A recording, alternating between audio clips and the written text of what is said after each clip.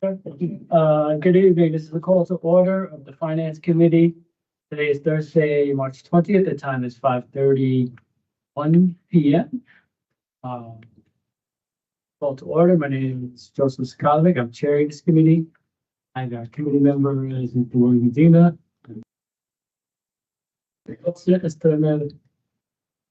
Jimenez or Jimenez? Jimenez. Sorry. Got Dr. Avery and Mr. McCall. And we got Mr. Thomas. Do we have anybody online, any board members? No. Thank you. Okay, first item on the agenda is the approval of minutes from special meeting dated March 3rd, 2025. Do I have a motion to approve? Move. Any errors, omissions? No. Hearing none, all in favor? Aye. Aye. Opposed? Abstentions? Motion carries. Okay, next item on the agenda is discussion and possible referral to the full board.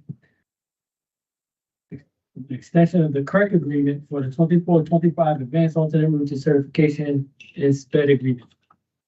Avery, you're taking this on? Yeah. Good afternoon. Good evening. Good afternoon. I would like to bring back earlier in the year, like April of last year, the board approved 10 positions for paraprofessionals to be able to be DSAP for special education positions in the district. And part of that proposal, what happens is that those individuals, the district pays a portion of their tuition, and I'll have Michael Brosnan come online here in a little bit to give you a little bit more detail about it. But I'm wanting to, and having a conversation with a member of the state technical assistance team, we talked a little bit about the possibilities of how well this program has been working for the district. We got 10 teachers in line to be able to get their certifications, 10 paraprofessionals in line to be able to get their certifications this next school year. And so I thought it may be a great opportunity for us to consider, opening up for 10 additional individuals. So that would give us a total of 20 special education teachers that will be in our classrooms. And so it's an upfront, it's a cost of about $100,000 if we added an additional 10 participants to the program. And so I have Michael Brosnan online. Mike, if you can give us a little bit more detail, maybe a little bit more historical perspective as well. And my recommendation is to, if this committee is so inclined to embrace that concept again, take it to the full board for a possible vote to add an additional 10. So I'll leave it up to you, Mike. Thanks, Dr. Avery, and good evening, everyone.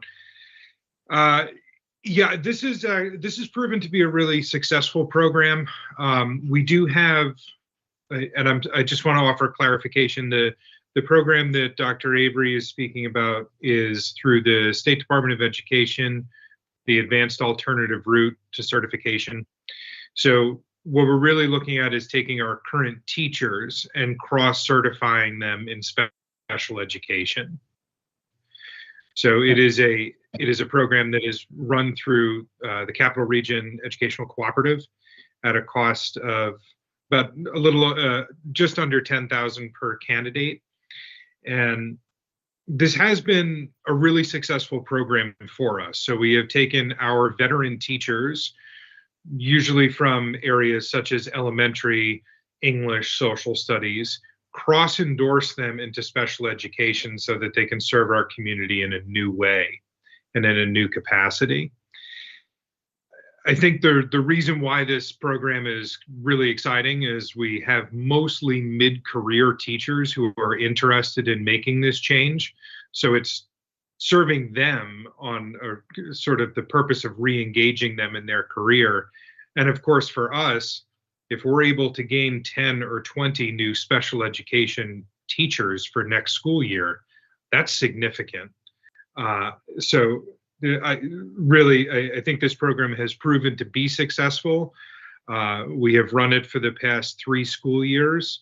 Last year we had a little difficulty. We were late on the timeline with recruiting folks to join the program, so we only have 5 in the program right now. But we had an excellent response when we sent out the survey to see if those were people were interested for this school year. And I'm really excited about the prospect of having up to potentially 20 new special education teachers next year, but teachers who are already experienced in Bridgeport Public Schools. They're not brand new to the district. These are folks who already work for us. And thank you for that clarity, Mike. I got 2 programs totally, Yeah, we do have a paraprofessional program too. Thank you for the clarity on that. But I think it's important that, when you look at, quality teachers that are already experienced with our kids, with our system, and just giving them an opportunity to kind of get cross-endorsed and be able to step over to the other side to teach in a high need area that is critical to the difficulty of us finding those certified teachers. And so I think regular teachers are a little bit more, prone to be able to find more so than special ed. So that's kind of what, and currently right now, my committee, I think he said you may have had, we approved 10, the board approved 10, but we're looking to do another 10. And I think you have 9 already waiting to try to get in. We had, so on the initial call, we had 22 people express interest. So one of whom I don't think is going to be able to do the program just based on the commitment of classwork over the summer. But that's a significant number. And that to me is really reassuring about our teachers committing to our students in Bridgeport. Any questions? Mike, just want to be clear. So right now there's 5 in the program, as you stated. Mm-hmm. Out of the 10 that we approved, last time this was come to us, there's already 5 that are in the program, correct? That's correct. And right now we have 20. We have 22 that are in waiting, or 22 was interested when we opened up that 10. I'm just kind of like trying to figure that one out. Yeah, I understand the question. So the program runs on an annual basis. So it begins, the coursework for teachers begins in June annually. So when I put out the request to see if folks were interested in late January, we had 22 people express interest in the program to begin this June. Thank you. That's what Sorry. I wanted to get. I'm sorry. I wanted to get that clarity. Yeah, I wanted to get that clarity. And then you did mention, I'm just going to say the question just for the public.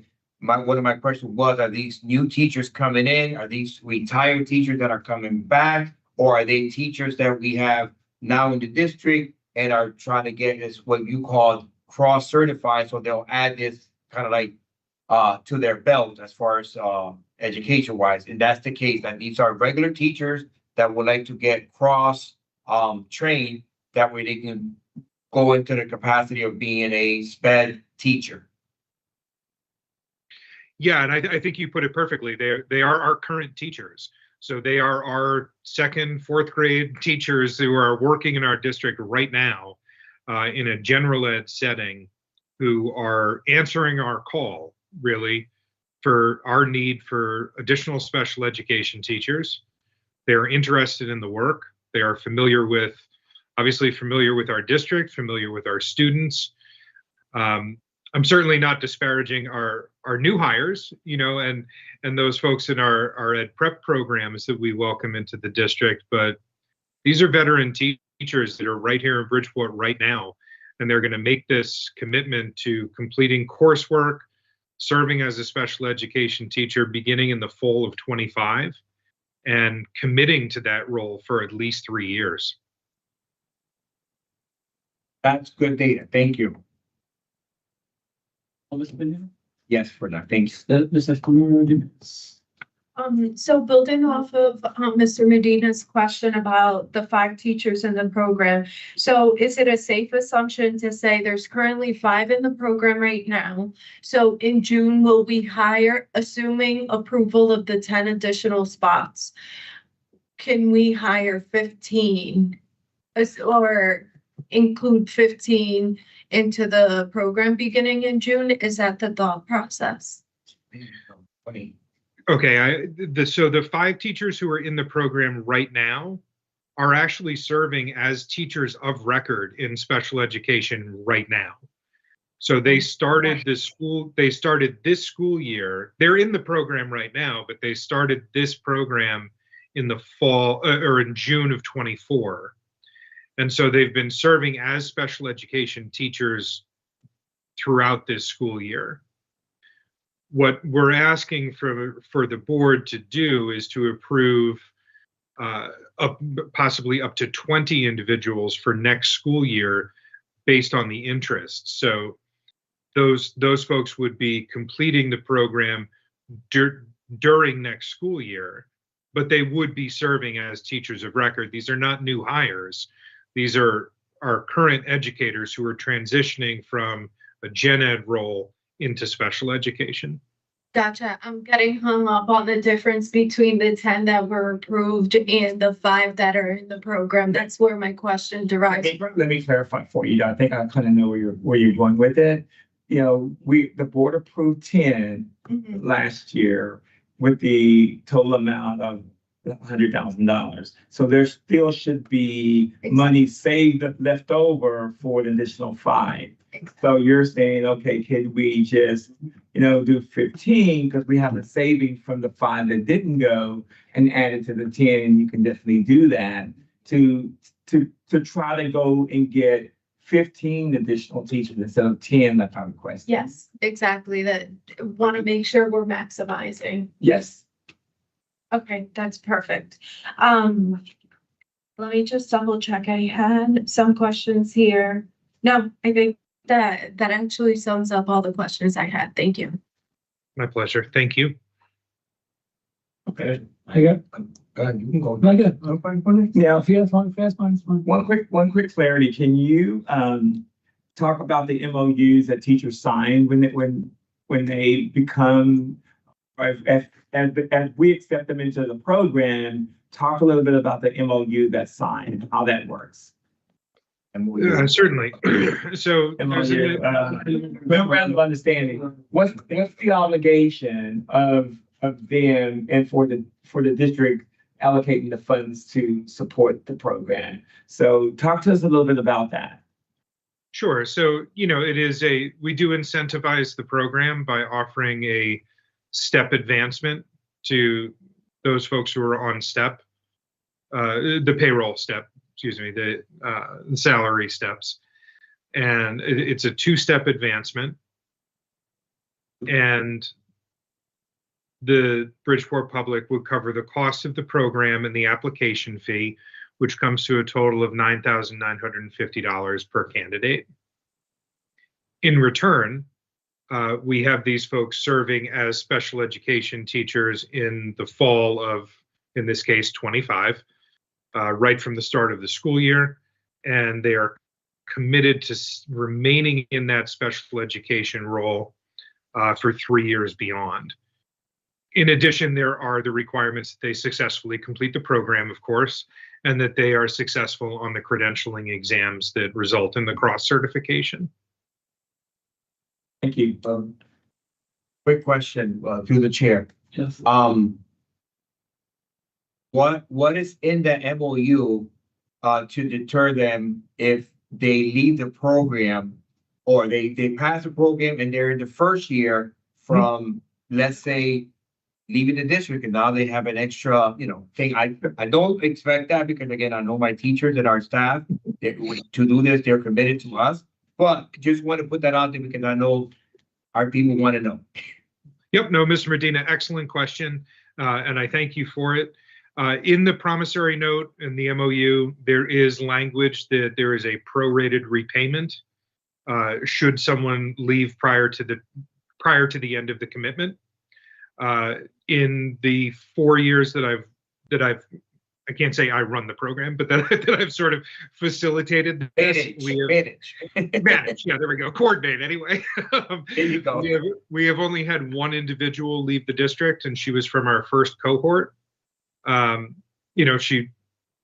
She received an offer from a neighboring district for significantly different salary, and she repaid the difference of what she owed. It was prorated, and we have a mechanism for that.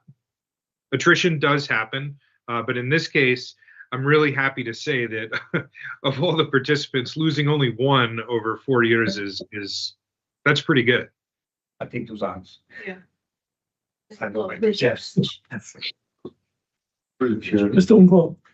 The 3 year agreement, is it inclusive of their training period, or is it 3 years of guaranteed stay after they have graduated? I do not have the current promissory note in front of me. I believe it is 3 years beyond the training year. So the training year, although they're serving in the role of special educator under a durational shortage area permit, I think effectively it's a 4-year commitment because they're doing it in the first year while they're receiving the training for the cross endorsement. Then I believe it's 3 years after that. So effectively, Can we also get that confirmed through the superintendent and the chair, please? Yeah, absolutely. Thank you. I mean, Yes. it's just my own personal recommendation. Bank training, they're paying for them. After graduation, I think it should be, if it's not, it should be 3 years after Their graduation. graduation. I agree. I think that's what. I don't know. I don't. Yeah, that's what. Once they graduate this summer, they start the teaching, and then it's 3 years from there.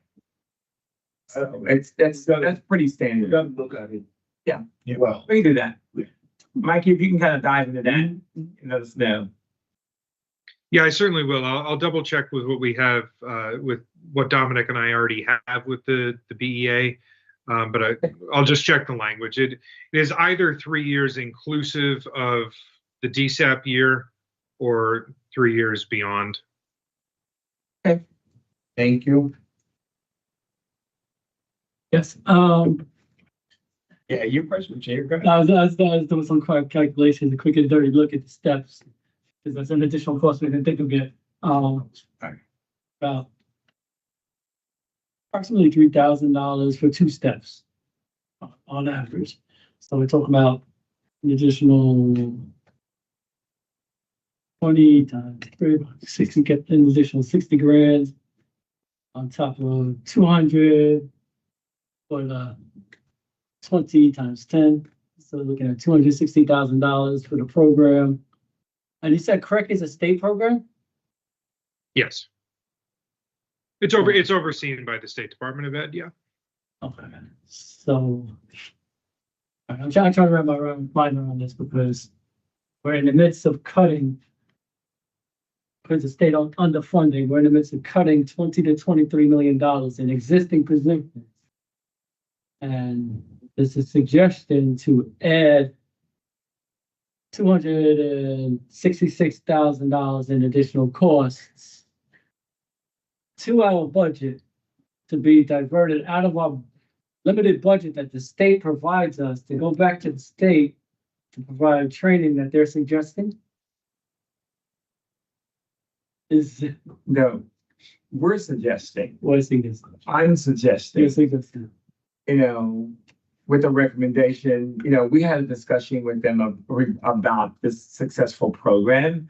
And so, in the discussion said, well, if it's working, could you possibly, expand it? I'm like, well, I never really thought about it that way, but and that's why the item was brought back to this committee. If you don't feel you need to do it, just say, I'm not gonna do it. No, So that's, I feel it's very worthy of the conversation. It's every single position we're about to vote on some cuts today to push to the full board. Every one of these positions has value.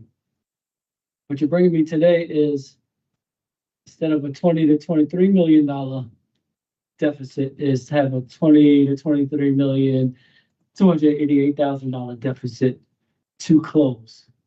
When we bring extra expenditures, it would be nice to have additional suggested cuts. Where do we find this additional $288,000 to implement this program? Where are you getting the 288,000? Is that the salary that The steps are approximately $3,000, but for 2 years. That's just a rough, quick estimate. It could be off by a few thousand. And 200,000 is 20 times 10 for the cost of the enrollment. Now, sorry, Chair, if I may ask, the two-step increase, is it after their graduation or while they're in the program? So they would, if they are accepted into the program under the current language, they would begin next school year with the two-step advancement. Okay.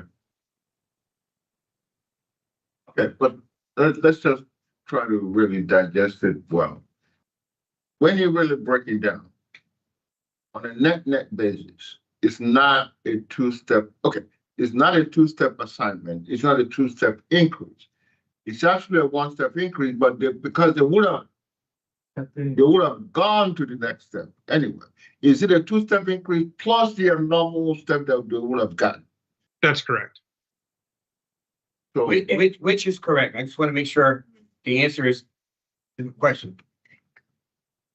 So the way you phrased it, Mr. Nakwo, it would effectively be then a three-step jump going into next school year. So from their current level, if one was on step 8 right now, they would begin next school year on step 11. Okay. It's a net two-step increase.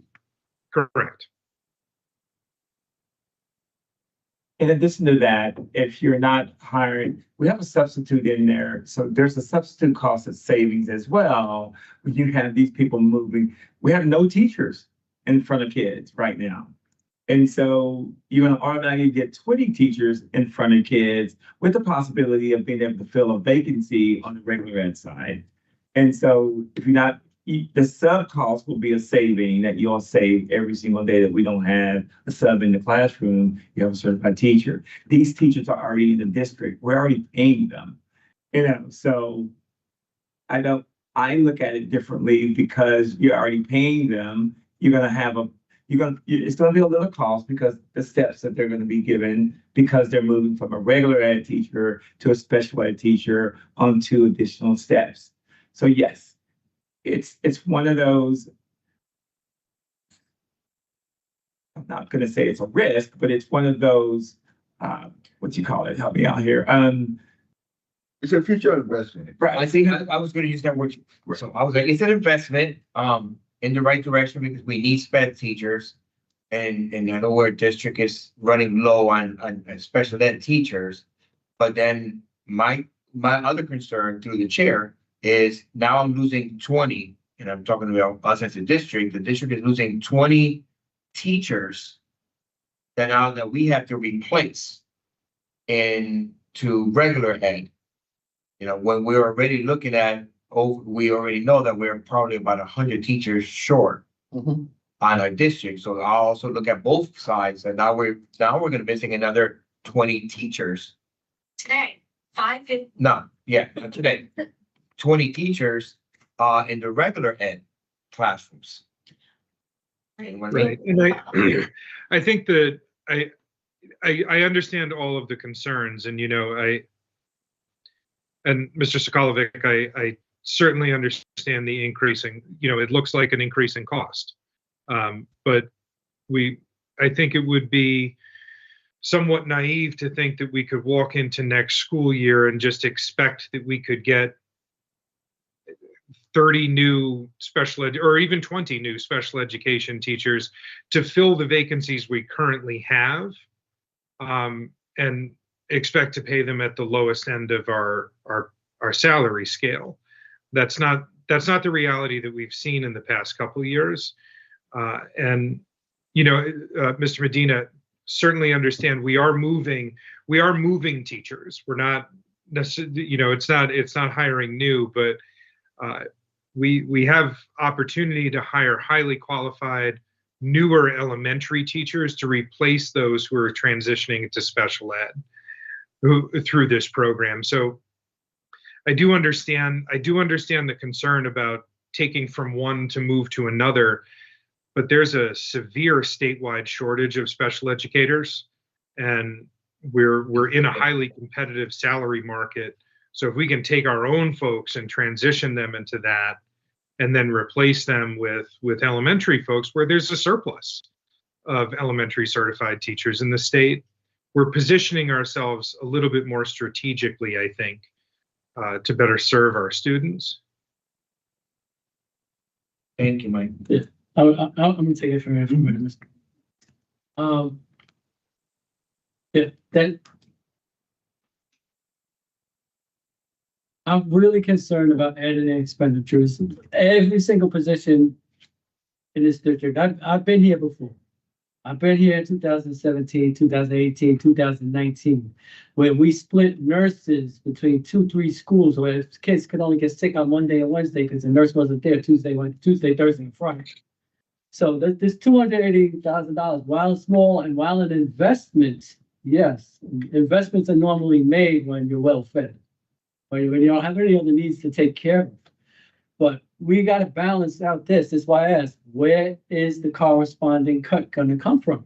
Are we going to have one nurse assigned to 3 buildings? Are we going to have assistant principals split between 2-3 buildings? Are we got bad ratios in psychology, social workers, guidance, all these ratios are important in all these places. Of course, it's an investment. Of course, we need every single thing we could get. We need every single dollar we could get to pay for it. What really disturbs me about this is we're transferring funds that's given to us by the state, which is not enough again, to the state to carry out a state mandate that they really don't fund. Now, is there any way we can approach the state to fund this, to waive these tuition fees, since it's basically their mandate? It's actually a moral mandate as well. But beyond that, the state is mandating that we spend these limited funds on special education, which is a shortage area, which we got to spend additional funds, which we don't have, which got to come from somewhere else. This is what we've got to keep first and foremost in our mind. Anytime a new program is coming, the first thought needs to be, what do we take from the kids to put in its place? To give the kids this thing. We're playing a zero-sum game here.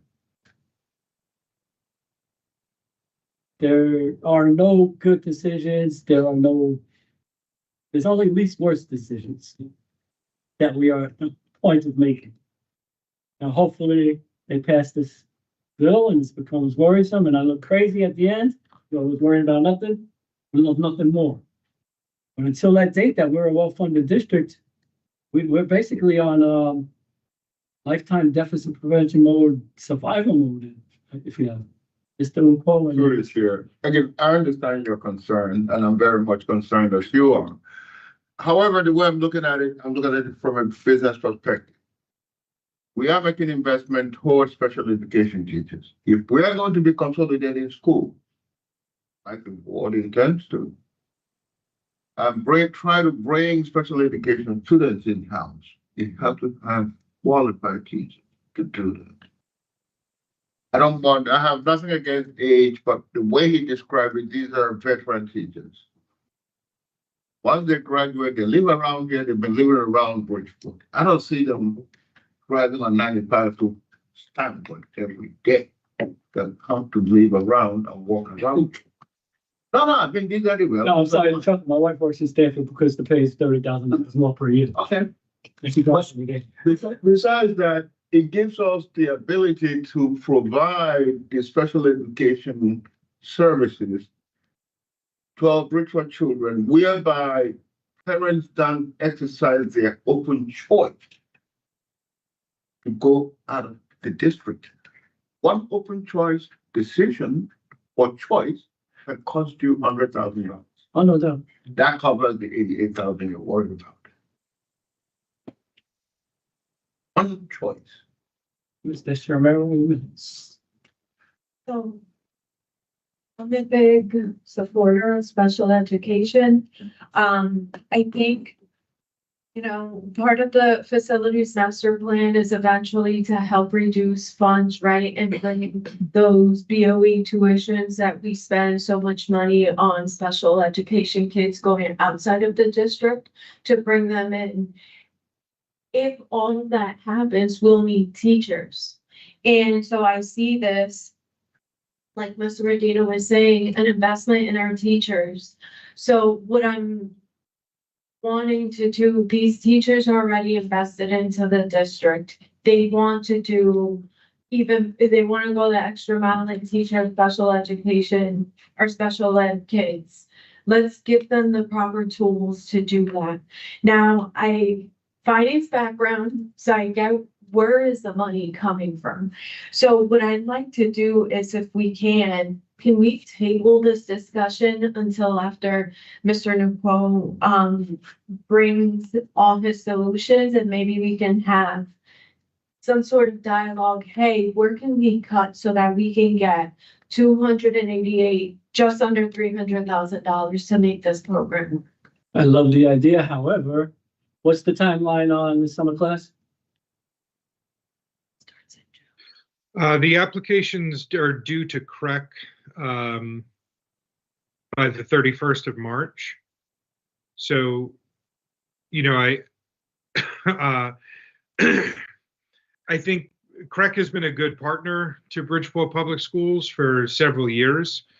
So I think we can ask them to go through their own interview process and hold tight. The classes don't start until June, so we can remain optimistic, but encourage our interested teachers to submit the application and remain optimistic. I imagine CREC would have to know, because they're going to have to hire instructors for this program. So I imagine we'll have to let them know at the very latest by the end of April if we're going to fund this or not. And so I like the idea of holding off a little bit, looking around. And in the interim, I would like to add to that idea is if we could explore some sort of grant or reach out to the state, maybe they could just help us fund it. I mean, because obviously, to prepare ourselves, the solution to all our problems leads to money. It's not management, it's money. This right here is the prime example that we need 200, I'm just using the numbers, probably not right, $288,000 to invest in our future of our children. That we gotta have what time is it now? It's a 20-minute conversation about something that should be, oh yeah, that's great. Oh, let's go, let's do it. I'm sorry. That's the position we find ourselves in. And it is very troubling. So yeah, I would like to entertain that motion to table to the, Mr. Nicole, would you like to go in on that? Sure, I just see this action or request as a cost avoidance for the district. Future cost avoidance for the district. May I ask, are we gonna avoid costs for 24-25 school year? I mean, 25-26, sir? The reason why I'm saying this is I'm kind of more involved in seeing the number of special ed students assigning what one parent to these students. And I tend to read the argument from the parents. When they can't get attention in the district, they're willing to say their open choice. Understood. We won't allow them. I understood. We don't want to push parents to the limit. Understood. I understood.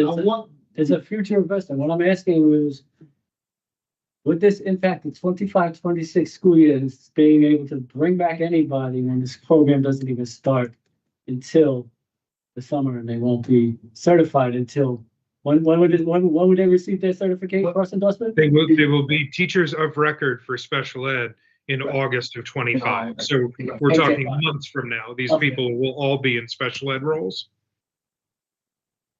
What is it? All I'm asking is for this committee to move it to the full board for discussion and possible. If it doesn't move out of this committee, it's not going anywhere. We're gonna just keep doing what we're doing to try to make sure that we advocate for the 10 that we have. And we will train the people that we can train the best we can because we don't have the funds to do it. I'm good with that, but there's a huge challenge before us because I can't get certified special ed teachers in my classrooms in this district in order to educate the kids.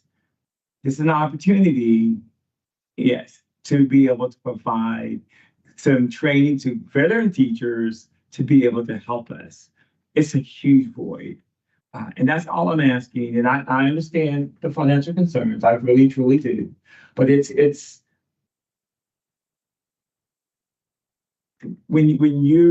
I'm dealing with parents that constantly, every single day, are coming to me and saying, I don't have a teacher in my son and daughter's classroom. And I have an opportunity here to invest in that. I feel strongly about this, and it's an opportunity for us to be able to kind of really do something good for those families. And those families are struggling. We're struggling as a district, and I just really, but I understand. I will support the decision of the committee moving forward. Well, the committee doesn't decide anything. No. Yeah, it can still get to the full board if Ms. Perez got total control, the chair got the total control over the agenda. She can put it on if she wants, but if it comes down to not being a recommendation of committee or recommendation of me, that's a whole different story. But Mr. Unquote, you said 5 applied for the 10 slots. Those 10 slots were already baked into the budget for 24, 23, 24. That's special ed. So we still got 5 slots left over that would be cost neutral. Somewhat. Yeah. Cost Yes. So Without the steps. right. So if we fill those 5 in the time being, we can still get a head start and then work out the next 15 a little later. A little later that they have to register for each year. They have to register by March. Right, but he said he could get some play to April, so we could get at least one more committee. We need to have a more thorough discussion on the rest of the positions. Chair here, that's my own. I mean, you can put it through, let the entire board debate and make a final decision. It's like letting such a critical item die in the committee. It's kind of, that's my own personal observation. It's like denying the board the opportunity. Full board the opportunity. Is Mr. Murphy? So I have a procedural question. If this was to go to the full board, would it go on the agenda for Monday's meeting or would it go for, okay. I just want to make sure that we get the money because I think if we go to the board and say, hey, we already found the money where we can fully fund this, it's a slam dunk, it's a no-brainer. So I'm hoping that after conversations this afternoon that we can probably figure something out, because I do find that this program is very much needed right now. We can probably fill those teachers' roles that are in social studies, math much quicker than we can in special ed. Maybe not that. Absolutely. 90 days. Absolutely. So, Medina? Thank you. Mike, sorry to bring this back to you, but I would definitely gonna vote to see if you can speak to them real quick, just to give us a lot of extra time for us to make,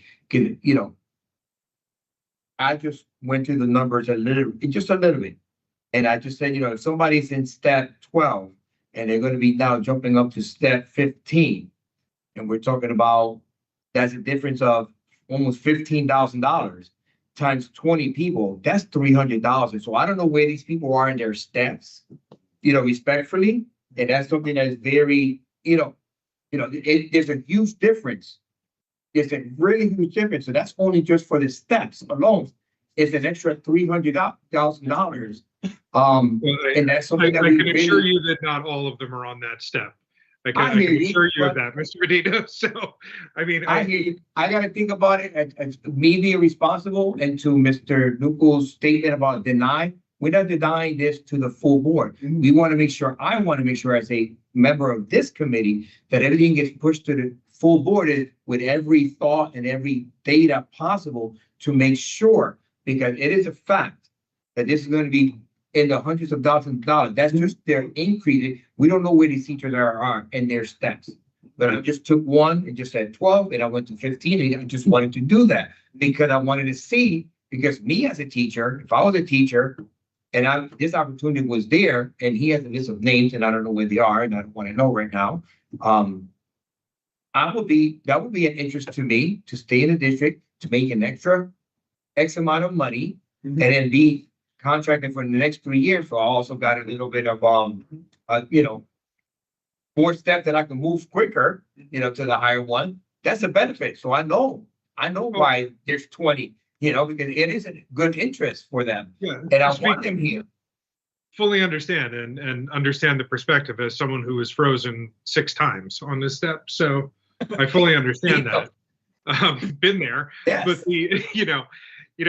there's a lot of I'm sure there's a much more complicated cost analysis that Mr. Nakwo can do about hiring a replacement elementary teacher at our beginning step to replace someone who's going to serve in a special education role, and what we have to hire new special education teachers at, or folks from another district.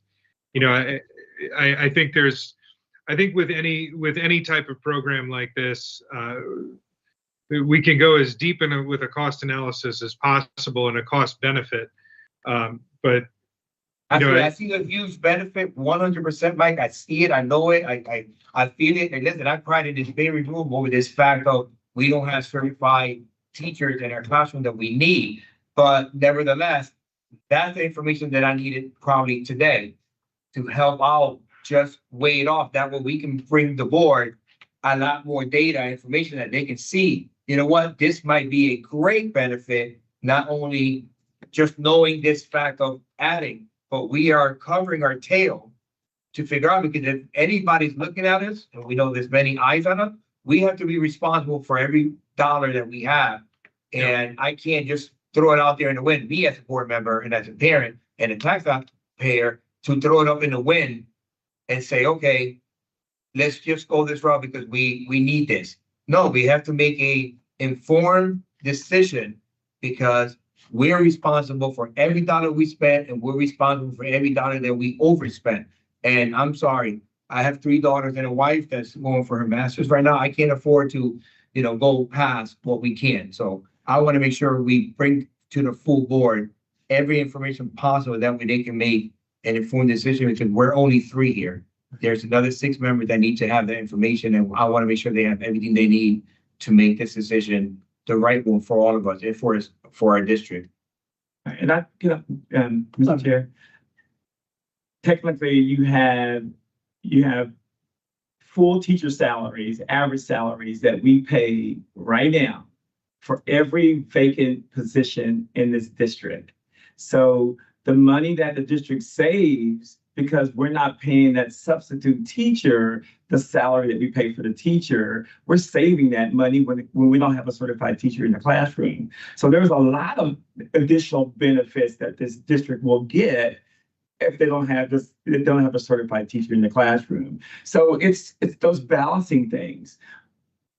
It's important that the board understands that we've looked at these, we've tried to analyze it to the best of my ability as well anyway, before I brought the decision to the board for consideration. So there's a lot of things that we do behind the scenes to try to make sound decisions before they come to you.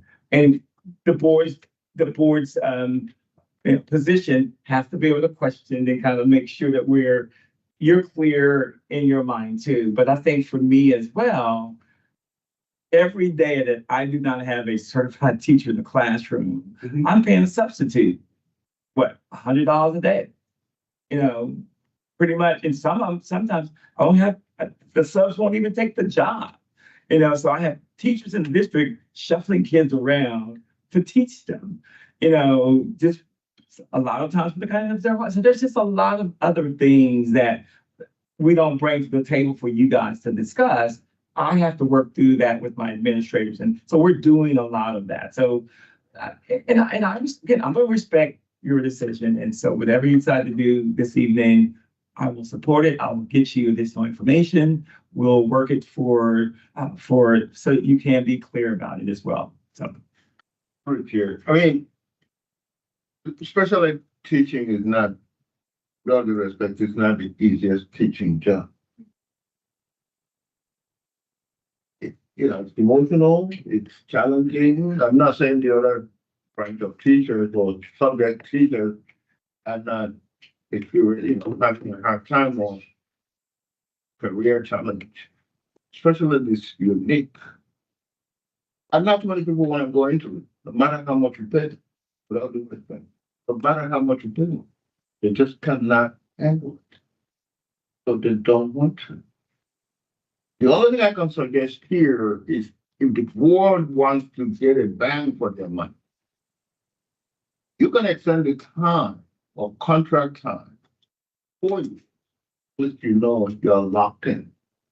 You lock them in 4 years that way you get the return on your investment.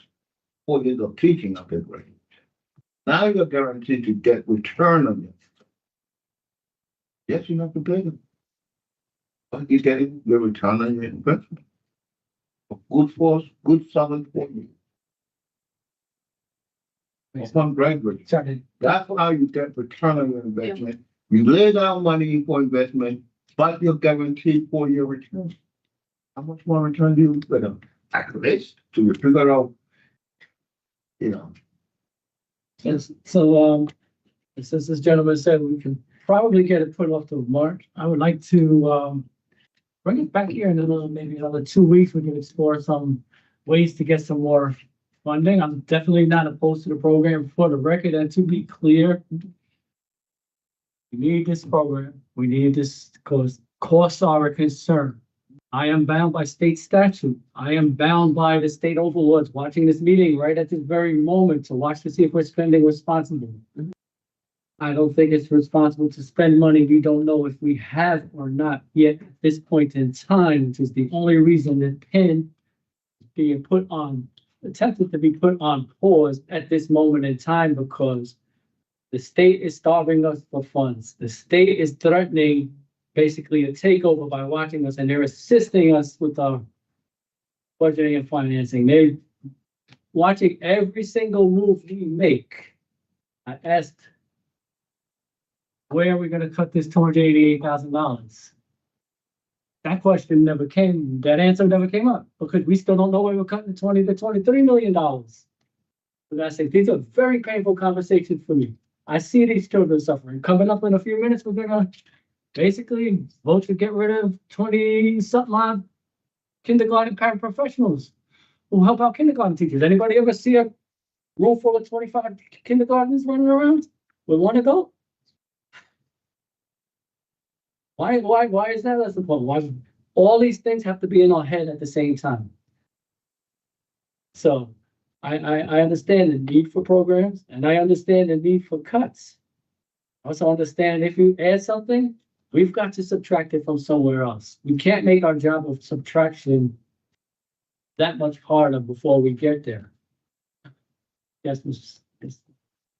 I have a quick question, and it's about the information that we just asked for. How quickly can you get that information to us about how much this actual program is going to cost, and if we can find any funds basically take from other existing programs to help fund this? When can you gather that information? When is the next board meeting?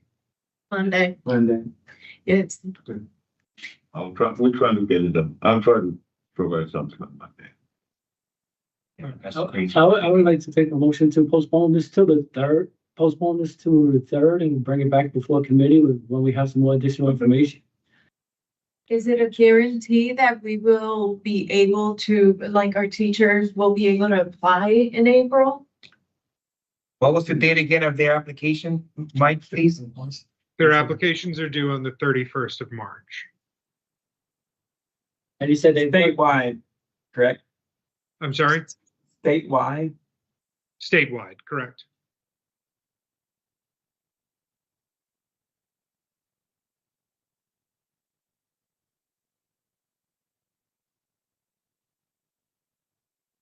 Now, they already applied, a question, Mike, through the chair, I'm sorry. Yes, good. Mike, you said you have about 21, 22 names out there right now that put their kind of like names in a hat. Have they applied yet initially or is- Yeah, good question. I know a handful have. I sent a correspondence to all of them yesterday, asking them to confirm with me if they had completed an application. So I only know of 4 who have at this time. Why don't we try this? Since 5 has already been budgeted for the last year. Move the 5 toward the board for Monday. Get those locked in and then bring the 15 back to committee later on down the line. Since he only got 4, he's got 4 applications in the hole and the meeting's on Monday. I thought Does those, that sound like a fair compromise? I thought those 5 have been approved by the board. no, we approved 10 last round Right, so 5, and 5 are in there right now. well, you don't need to reapprove them again because you already. Okay, so they're moving forward no matter what. Yeah. So we don't even have any excess applications here. We still got 1 open. Well, you have 5 open. Yeah, 5 open. 5 open, 4 applied, and No, he had 4 that's confirmed that they already applied, yeah, for this next round. so that leaves 1 more slot in the interim. This is, I'm looking at a calendar, and this is gonna be very tight, but if Mr. Naguo can get us the numbers by noon on Monday, can we have a special meeting at 5:30 to 6:30 before our full board meeting to work through what he's presenting, additional fundings where we might borrow in hopes of getting it on that agenda? Would that work? I think they need to answer that, I believe. Why would we do that? You just move it to the full board. If we don't get the funds, we don't get the funds. If we don't, whatever, you're fine. So There's too much. To go. I don't know. through the chair. Help me understand. Yes, sister. I could. One thing I can assure this committee here. I review every teacher position that's applied, that they apply. I approve it. If we move this forward for special education, I can guarantee you regular elementary teachers, and they will not come in, they will come in at a lower rate to compensate, to offset the need or the premium, call it a premium. I don't see it as a premium. The cost of having these special education teachers trained and have qualified special education teachers. Just to avoid some open choice, some parents complaining. We need we cannot keep going down with the number of special ed teachers. That's the only specialty, that is the only specialty, the only area we are so low relative to the number of students. It's hard to find math teachers, science teachers, but we're way ahead when it comes to math teachers, science teachers relating to special ed teachers. Sure. So, Chair back? Hey, Mike. Will we be able to get teachers to support what we're doing without a guarantee? Will they do it without guaranteed funding.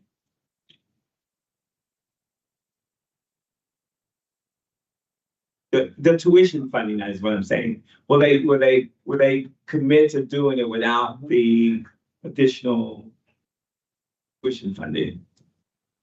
I mean, I'm not sure what you're asking. Are you asking that if we? Will they apply for this program without a guaranteed tuition? And if we can't, and if we don't pay it, it becomes on them to then pay it? I'm certain that there would be some who would still be interested in that. You know, I don't think you can hold candidates to any sort of commitment to the district. If you ask them to enroll in a program, pay for it themselves with no incentive other than, you know, in the example that was given, there's a good pay raise when you jump 2 steps, and in some steps there's hardly anything. So I think the commitment to the district goes completely out the window if you put the cost of the program on the individual. Chair, and I'll take this lead it, but Mr. Nuko, you kept on saying, and the only words you used was elementary teachers. Pre-K elementary. No, I hear you, pre-K elementary. So there's no high school teachers that can apply for this program? Okay, I just want to make sure. Okay, I just want to make sure that this was open to the whole district. Oh, yeah. Thank you. I'm sorry, to the chair. The reason why I keep using elementary, I had to paraphrase it that way. There are a lot of higher number of elementary teachers available.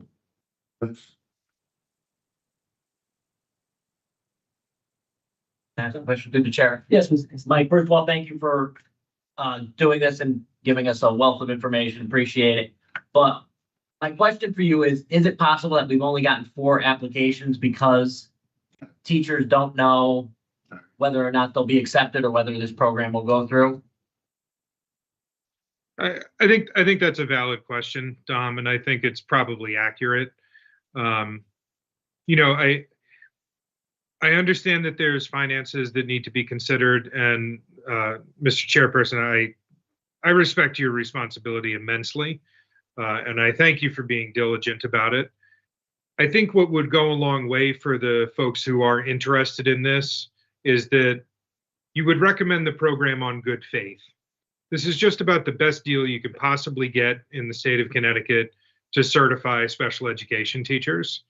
And what we're offering our own teachers in terms of incentive, there is cost associated to it, but really it's nominal in comparison to trying to recruit and hire external candidates who are experienced teachers into special education roles.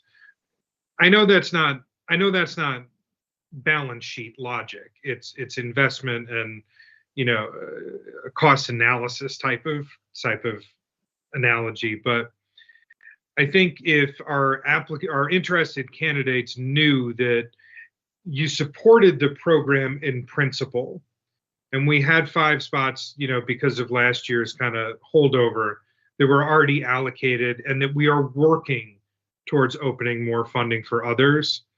I think that type of a good faith effort, whether it's bringing it to the full board Monday or continuing to proceed in your process, I think that would show people that you're committed to the idea of this, even if it's going to take a little back work to work out the finances. I don't know if that answers your question, Dom, but or anybody. I know. My question, which you kind of touched on, is, you know, we have 4 applicants, but if this were funded, do you think 20, you know, on those 22, we'd have more than the 4? Do you think we'd have 15 or 20? You know, I mean, because you're asking for them to apply without them knowing that they're getting paid, correct? Getting paid to go into this program. Correct. All I could offer them was that was the proposal that we had before this board. Okay, thank you. And I think through the chair, I think that's common in every position you apply. You apply and you're trying to get a job and an application goes out there. You don't get no guarantee by applying. So respectfully to Dom, it's an application process. Everybody puts an application to try to get a higher position, to be a counselor, administrator, and you move up. So, to say that they're not applying because they don't know if But you don't get a bill. this big, I'm sorry. I'm sorry, you don't get a bill when you apply for something. You're asking these people to sign up for a bill of $10,000 They're not getting a bill. if they have to pay for themselves. No, we're not even considering that. You brought it up, but. No, that's not even- somebody asked the question before. I don't- They could pay for it. Yeah, no, that's what, from my, that's what I was correct, but I don't think that's ever gonna happen, and I wouldn't put them on that because this benefits us tremendously. We just gotta, again, my thing is, let's get those numbers, I think, through the chair, to have a meeting next Thursday. If with those extra numbers, then the next board, then we can have an emergency meeting. I mean, again, respectfully to you, Mike, we can always have a meeting, a special meeting or emergency meeting at a moment's notice. So it's nothing that we can do because unfortunately right now I feel that I'm under the gun because this is March 31st and I'm having a meeting now, about this topic, which I think you should have been brought up before personally. So again, today's the 20th, I got 11 days, for I can help these teachers, that I can help this program, that I can move this forward in the right way. And that's respectfully saying 11 days, because that's just the 31st. But our next board meeting is on Monday, the 24th. So really, I only have 1, 2, 3, 4 days, calendar days. And I'm out of breath. My gut hurts. Again, through the chair. Whatever, in all honesty and all sincerity, wherever I find the money, I'll claim I find the money. Okay, it's just going around in circles because that money could have been used to offset something else. I could call it a dog, I could call it any name. It's still money that could have been used. So, So we will be adding to the deficit. yeah, basically is what I'm trying to say. I mean, I could call it any name. All it does is make somebody feel bad in their head. Money is still being spent that could have been used. Still, that said money could have been used to provide cover another purpose. Yeah, that makes some sense. It does make people feel better, makes people look at us that we're not just spending willy-nilly without considering all the ramifications, that we're being good stewards of the taxpayer dollar, that we are aware that we have to end the school year, this fiscal year, we gotta end with a balanced budget. We cannot end this school year with the $288,000 deficit, no matter, so this money's gonna have to come from somewhere else. So it does bear more discussion, and it sounds like there's a taste to postpone this and still try to get it into the deadline by holding a committee meeting with Mr. Medina at the suggested day that he was. But if my thought was through, what Marissa was talking about, before Monday, but then I think that will put everybody such a big under the gun. Yeah. That maybe if we could get something done by Thursday, but then what would happen? Yeah, a special meeting on Thursday with us. And then Madam Chair's on the line right now, of the board, Ms. Jennifer Perez, then maybe having a special meeting, an emergency meeting on Friday, just to nail this with the whole board, I don't know how that works with you guys, with the board as far as It that doesn't, quick. I know emergency meeting can be done like that, but Well, we would have to notice it. I mean, we would have, Yeah. we can't be an emergency meeting. It has to be planned out. I won't be available. But we could do it with Mr. and also it doesn't give the teachers and the applicants enough time to apply for the program. They would have to do it over the weekend. It would give them, assuming approval, just 2 days to apply. I don't know what that application process looks like. If they have to generate essays or anything. well, they have it already to apply right now. He's just confirming that they already, did complete it, correct, Mike? So they saw interest and they've been told that they had to put the application by the 31st. Is that correct? That's correct, yes.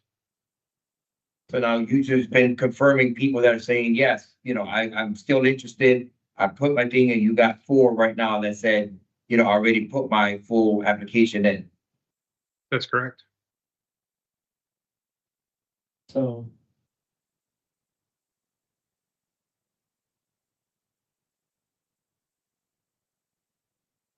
You wanna make that motion? So through the chair, Mr. Newpo, I know she put you on the gun, Ms. Marissa, but I like her plan too because I want to get this forward to the full board, but I want to get that information to them of how kind of like, an example of, this is how, if somebody moves from this position to this position, meaning, whatever, 7 to now 7, 8, 9, 10 to position 10, if they are going to be in the higher bracket, because they're going 2 steps plus the regular step that they would because of the contract here. But then we're going to be able to move them from, let's say, an elementary level over, but now we're going to be bringing somebody else, kind of like that cost that kind of like offset some of those, that raise of, that can come from those steps. Because that's going to add to our budget. Definitely when we know everybody's moving up every year. If I may, through the chair, I'm gonna need the current step those are teachers are, the ones that are applying. Well, you can't really decide, but again, since they're veteran teachers, they must be at a higher step. What I'm trying to get to is showing how much the veteran teachers that are going to be applying will be making. Even if they did not apply, they will still be making that money without that 2-step increase. So bringing in the tier, not so many years veteran teacher at a lower salary can compensate the difference in pay. When you bring it in. That's the example that I would like to bring from the board, that way they can just get an idea, they can get an idea. That being said, I make a motion to move to the full board discussion and possible referral to the full board. The extension of the grant agreement for the 24-25 advancement alternative route to certification and sped agreement. Any further discussion? All in favor? Aye. I'm going to vote no, but the motion carries. Let the record reflect that the chair of the board, Ms. Jennifer Perez, has arrived to the meeting quite a few minutes ago. I forgot to ask if she has any questions, but I guess let's go on. She would raise a hand. Yeah, but Oh, yeah, before the vote. Oh, right. Ms. Perez or Dr. Avery, can you kindly see that gets on the agenda, please? yes.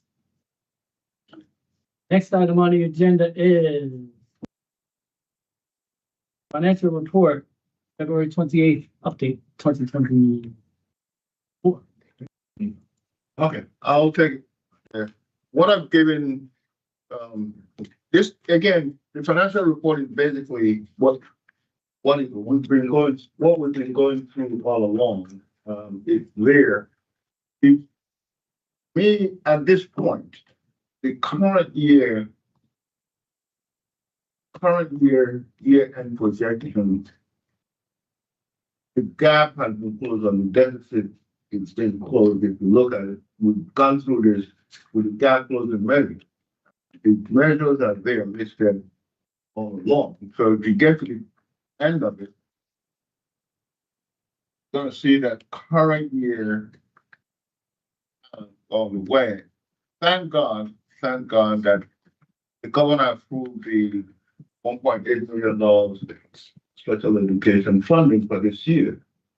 That was pending. The governor approved it. So if you go to page 8, you're going to see it there being used as a gap closing measure. So the governor approved it. The only two things that are pending is page 7. Things that are listed on the current year, FY25 year end projection, which is for total of $400,000. The reduction of operational department over time, and the additional layer of which $300,000 when you deduct. It's only going to be $300,000 this year net because of the timing. 9 months of the year has gone by. So year ends in 3 months. So you're only gonna have savings of 3 months if you lay them up, then you're gonna have to pay them unemployment. So when you net it all out, the net savings, but next year is when you get the full effect. Meaning that you're gonna have to lay off up to 3 point something million, $3.2 million worth of positions. In order to get $2.5 million in net savings next year. So the layoff of 3.2 has to happen this year. Then you only have a savings for about 3 months. But you net out the cost of the layoff, the unemployment and vacation coming from one guy down to the other section. But you net it all out, it eats up into your current year savings. Next year is when you have full savings for the entire year. But the committee and the board hasn't taken action on those 2 items. Those are the only things pending. Once the committee and the board takes action, then we will know for sure current year budget is in balance. However, it's predicated and based on using $22 million of the internal service fund. Just 22.4 million on page 6. Let's see, the 22.4 million of the internal service fund money is being used this year to balance this year budget. Financially, what it means is a non-replenishable money, meaning that it doesn't reoccur, it doesn't grow again. What it means is that 22.4 million shortfall will be beginning deficit for next fiscal year. That's what it means. In addition to cost of living increase relative to next year. Under normal circumstance, in a given year, Bridgeport budget at minimum goes up by $12 to $14 million. $8 million is for salary increase for nurses, teachers, everybody else, and what you call the pension contribution that the district has to contribute towards their employees. Health insurance is about $4 to $5 million, an increase a year. We just got the health insurance premium from the state. The increase come July 1, they're proposing 12.6% increase, which is pretty high. So, I mean, generally they shoot high, then they come when municipalities cry foul. They come down a little bit. So I don't see it being less than 10%. It's going to be about 10% at the end of the day. So you tag that on. Then you add on special education, which has gone up $30 million in 6 years.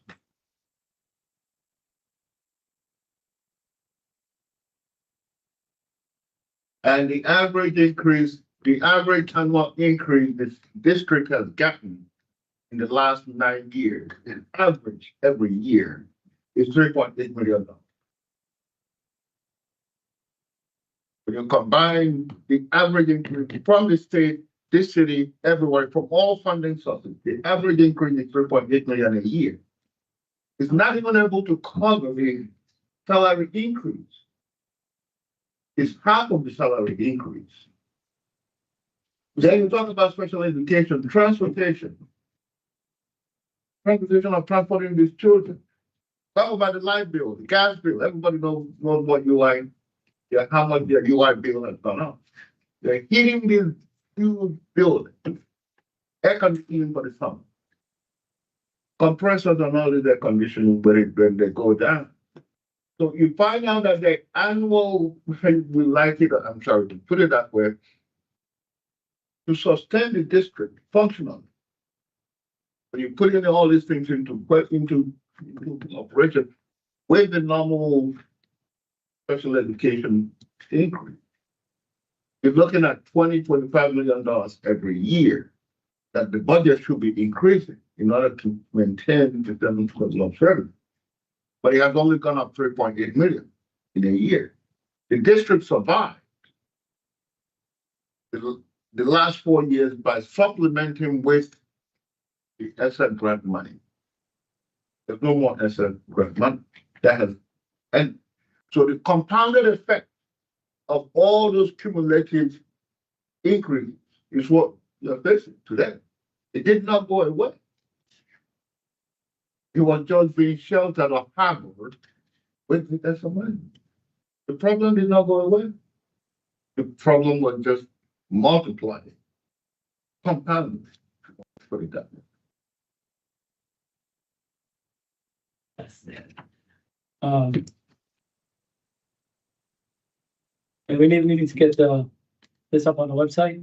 Yeah, one of the board, it's okay with it, I'll put it up on the website. I just did not want to put it on the website then when things are not approved, because one thing I don't want to do is go on the assumption that it will be as approved, and the board doesn't approve it, then it's gonna be like, then I'm going to take it out again. Then people are gonna start saying, whoa, what is going on? Well, when you posted these updates, you're posting at this moment in time, it looks like this. You're not posting projections and all that. Like Wow. if you go back, if you go into the website, you look at the financial condition reports that are posted 4 times a year, because it's required that we post. At a fixed moment in time. Yeah. Not games, something, I mean, then if we approve something after the October 31st, if we approve something after the December 31st or whatever date, then that follows through until the next quarterly report. I will update it because it's much more clear now that the board, it's, Monday, the board is gonna approve, then I know it's a solid plan. It's not gonna change, these cap closing measures are not gonna change a whole lot anymore for the rest of the year.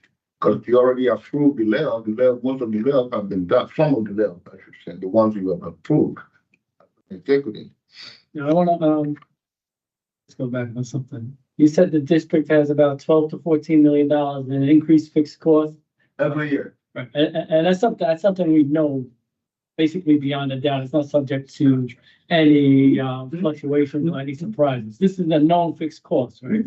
Shouldn't be surprising to anybody at the state, the city, any of our funders. Shouldn't be surprised that increased costs of wages and stuff like that, because it's baked into every district's budget, right?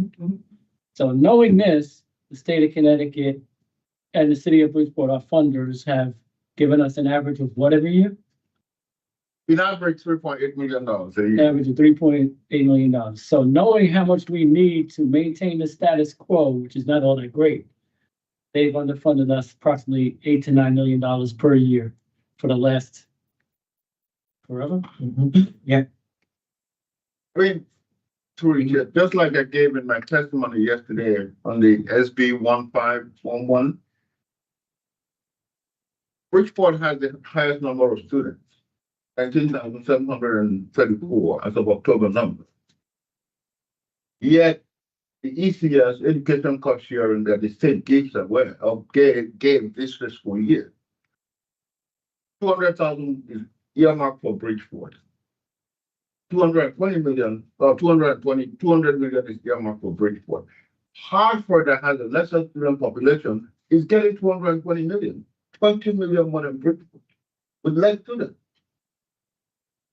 That's what I said, the formula, the issue is not changing the formula or increasing the reimbursement per pupil.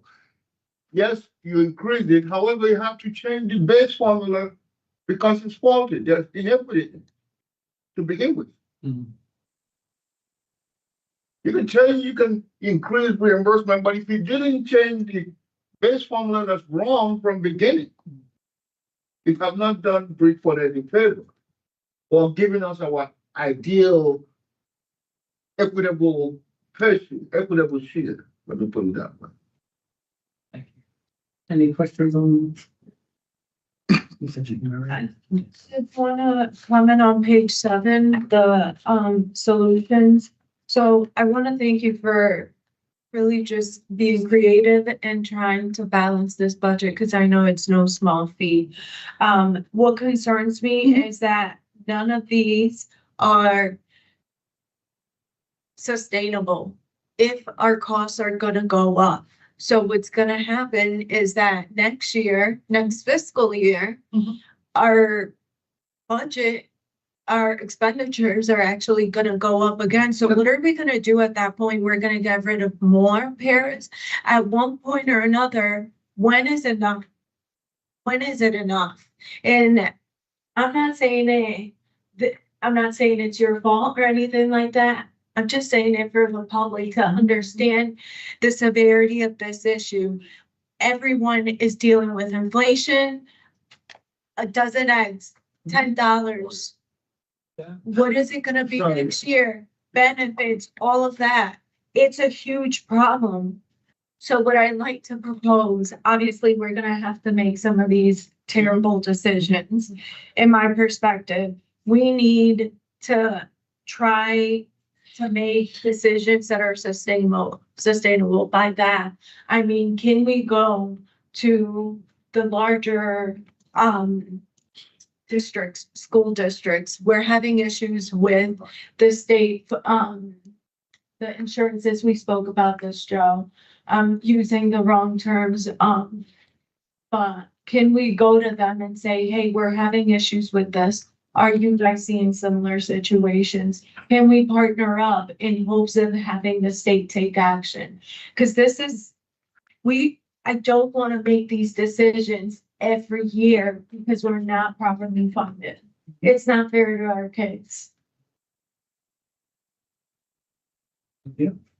Very true. I couldn't say it any better, but so I have, some of the numbers.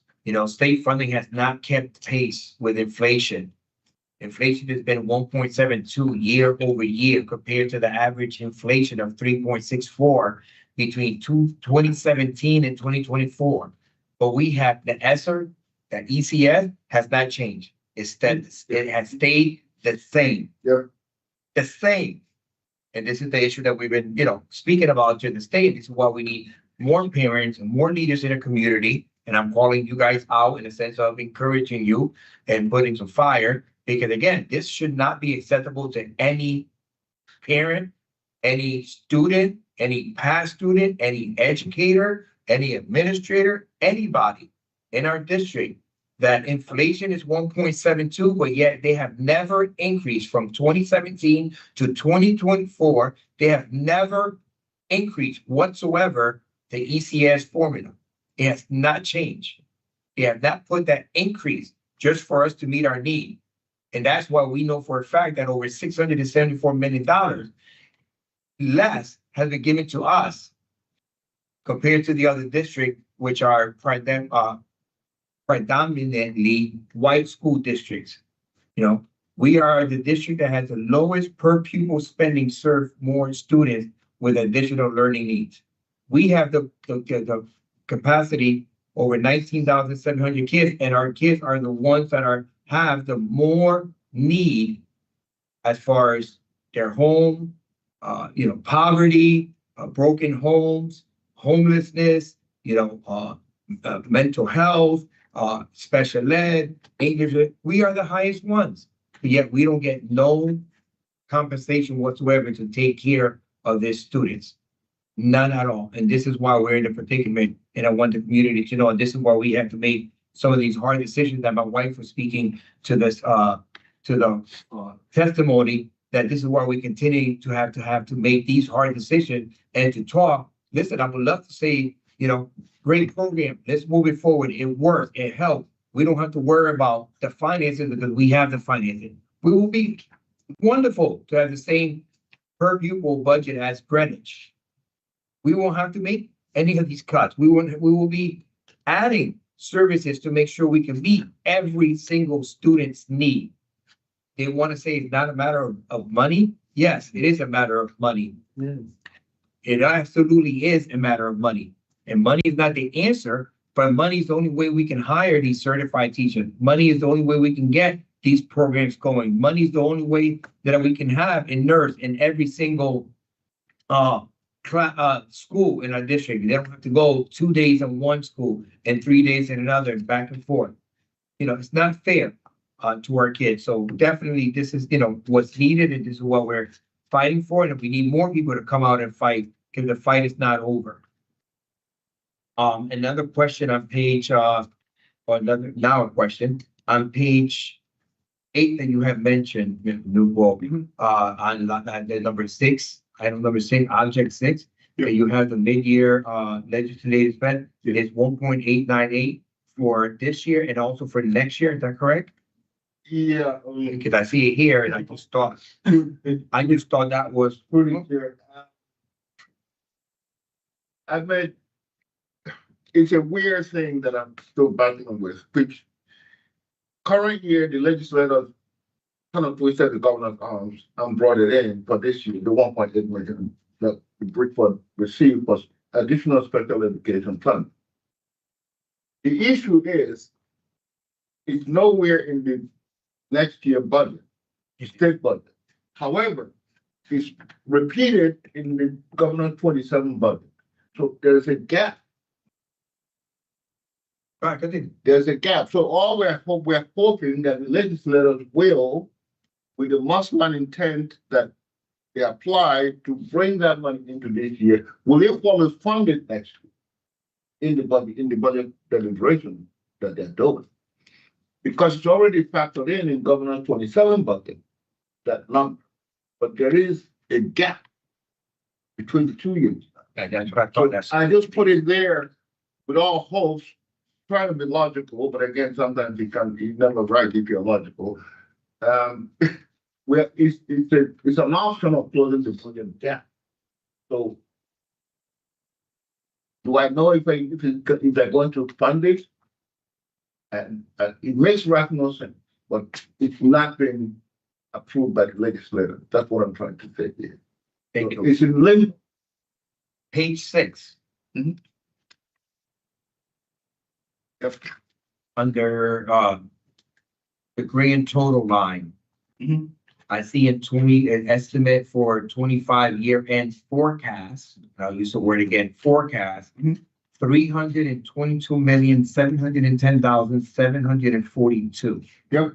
That is an excess of over $13.7 million over what we have budgeted. Mhm.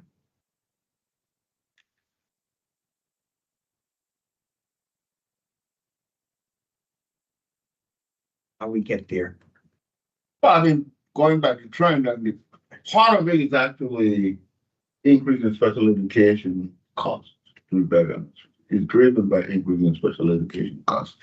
Some of those increases are also driven by some programs, ESSA programs that are funded in prior year, but they're supposed to be discontinued this year.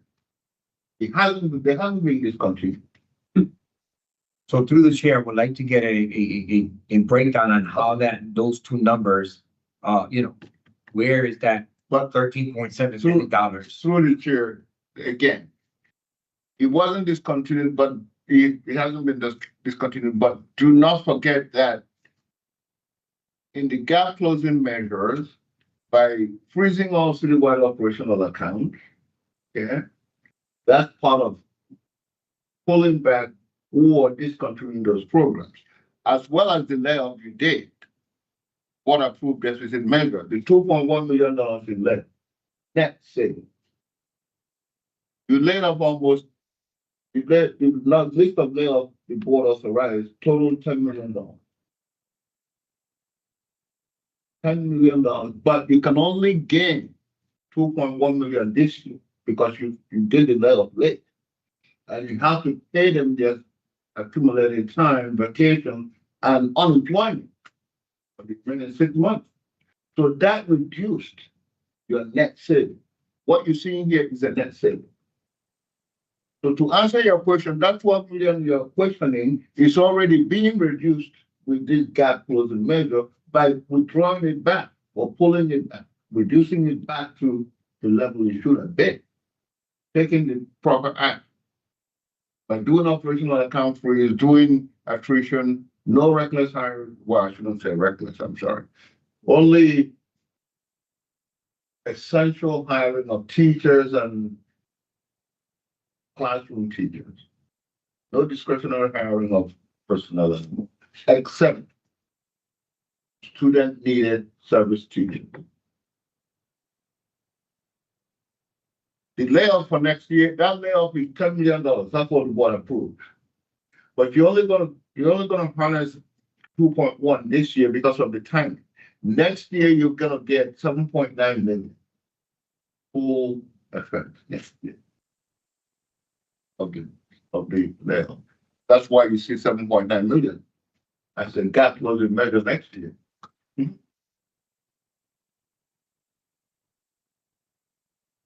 So again, if you wouldn't mind through the chair, just giving me or giving us the board an understanding, a clearer understanding on how those two numbers got to where they are there with that forecast. I appreciate it. I think what Mr. Green is asking to maybe clear up a little more.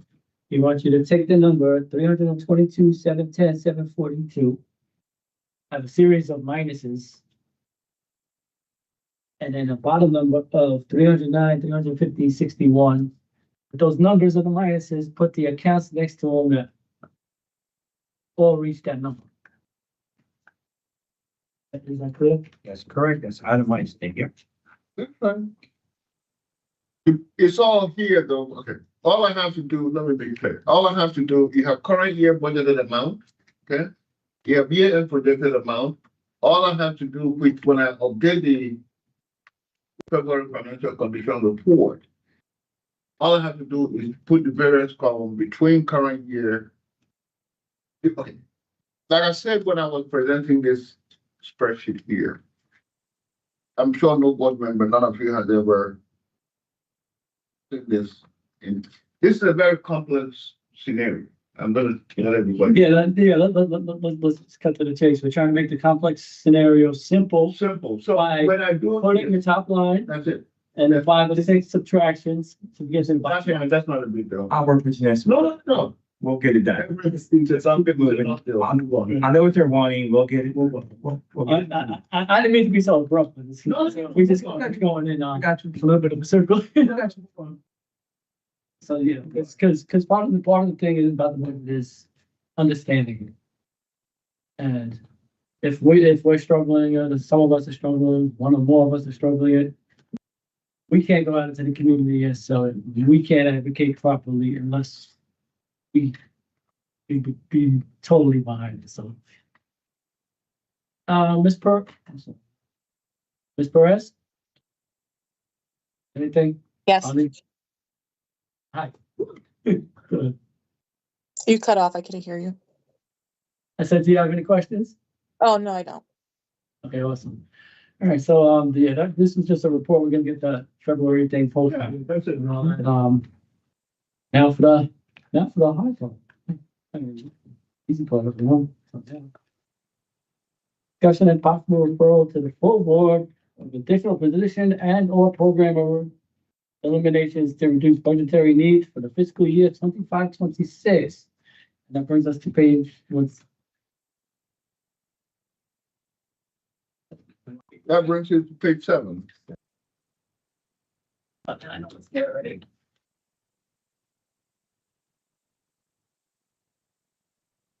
Also, you can ask questions first. Okay. Basically proposing the elimination of 2-to-1 power in the kindergarten school or classes. This was the board had eliminated those positions in the past. They were reinstated when extra money was in place. Now extra money has ended. So back to square one, pretty much. There are 44 that pay through Delta employees, they're not city employees, just for clarity. You're not laying Board of Ed employees. They're paid through the agency. So they're paid, so no district employee is losing their job. No district para employee is losing their job. Kindergarten para is losing their job, for clarity's sake. So we're just gonna, what's gonna happen, we're just gonna cut the services with the agency or terminate the contract with the agency. And their staff will stop coming. How many? 44.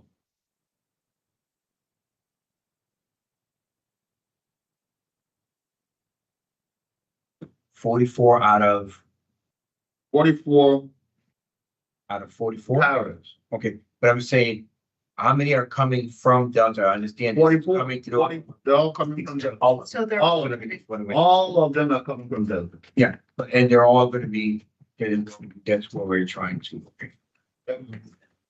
Yes. So there's no, through the chair, the district will not pay any unemployment. District will not pay any health insurance. It's straightforward, if you ask me. There's no residual cost associated with it.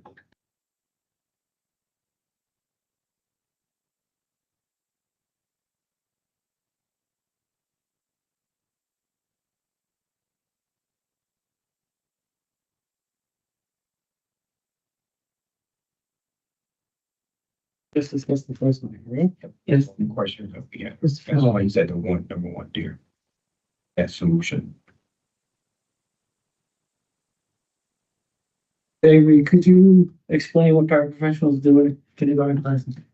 Paraprofessionals are individuals that support the classroom teacher in the day-to-day operations of the classroom. And I know the answers to all these questions. I'm gonna ask you, I'm sorry, but we need to let the public know that we know what we're doing. And we know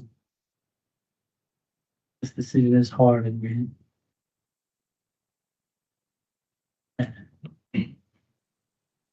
I came here the year after we originally eliminated the kindergarten paraprofessionals, to eliminate these paraprofessionals that we brought back. It was understood when we brought them back. It was always part of the plan that this was temporary, although gut wrenching and disgusting that we as a district have to make decisions like this. And when all our surrounding wealthy districts do not, but this was always part of the plan.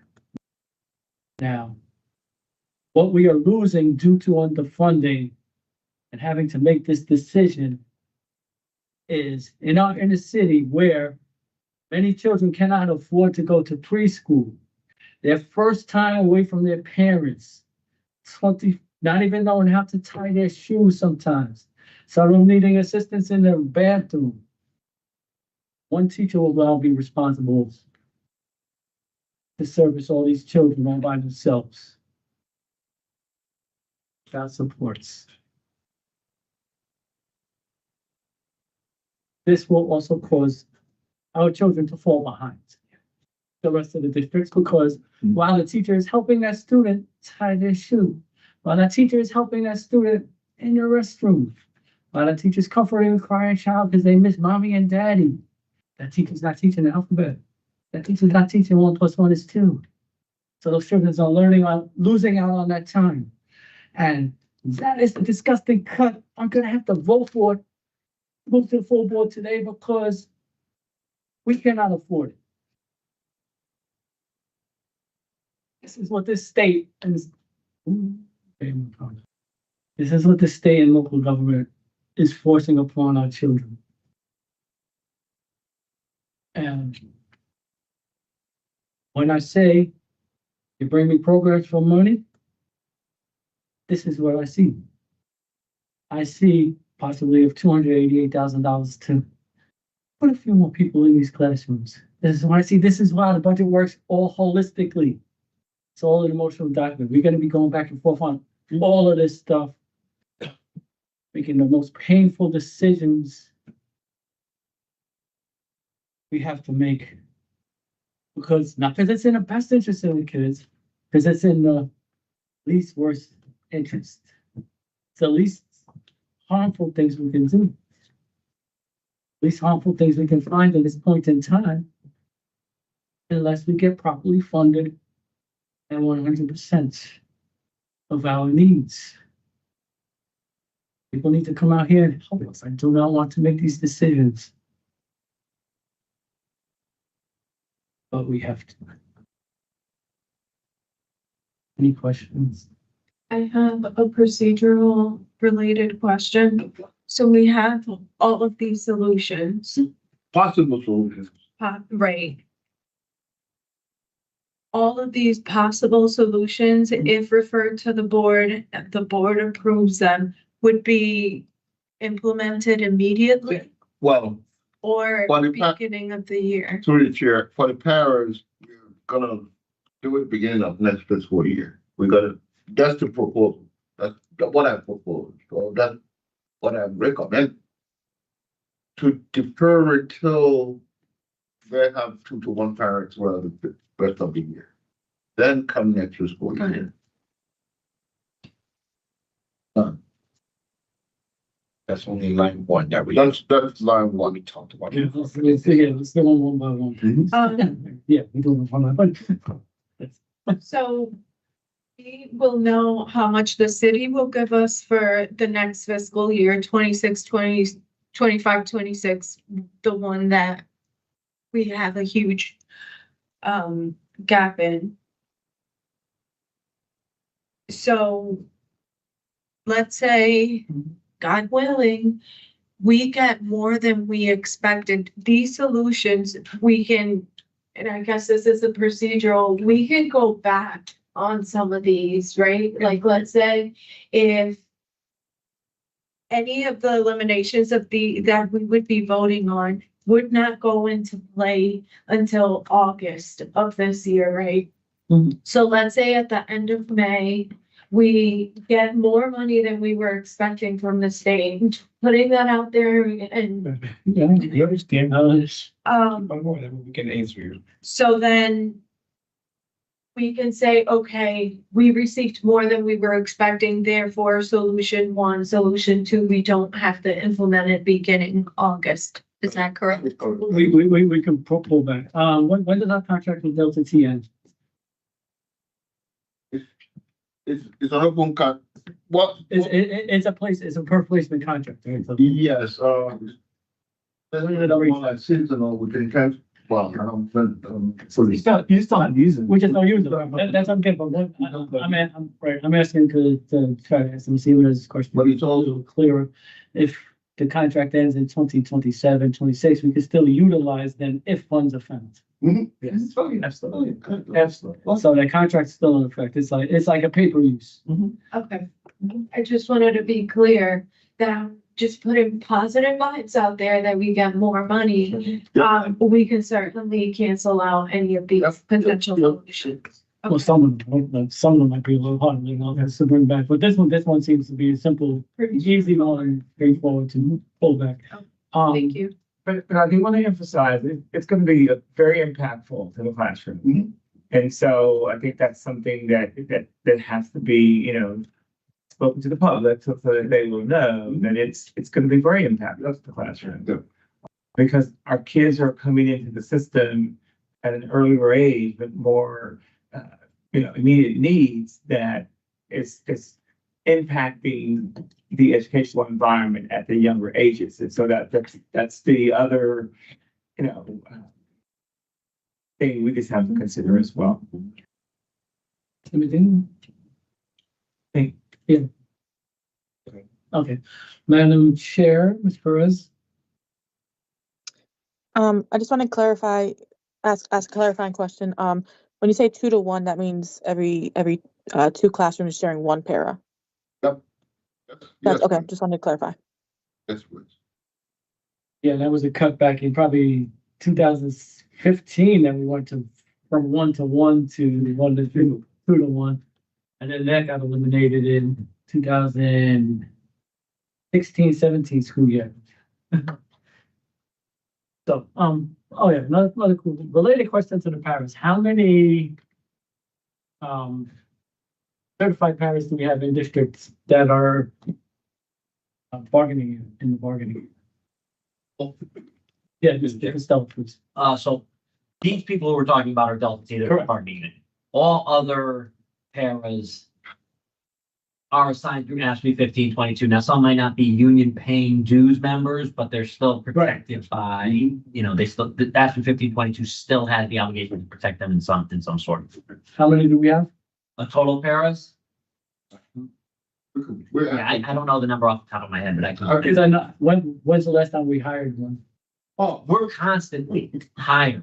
For paras, that's one of those positions that we never take the posting down because it's such a high need position, especially since, we took 4 paras for the para teacher program. We're constantly hiring paras, or at least posting to hire paras. We hire them as much as we can pretty regularly. I know in the past month we've hired a couple to kind of get into the need. Right, because ultimately, in a well-funded district, we want stable paras working with our children every day rather than. From para perspective, if you look at, Dave hires throughout, our paras do stay. They are vested with the city. They do stay. We're not losing paras the same way we're losing some teachers. Right. So if we do get the. Oh, here's another thing we haven't really discussed with the budget. As far as the Stevens is question and probably you guys, we also, at the end of this gap closing measure, we can assign values if the money comes back. We can assign a value. Like this is the paraprofessionals because that was before. This is number 1 to bring back and board priorities. Whatever we're cutting right now, prioritize what to bring back in order of the values of us as a board as well. How about that part of the process? Because we never had to use it. Okay, so. I don't want it. No, I want to do this line by line and give it the respect it deserves. Okay. Okay. Oh, sorry, number 7.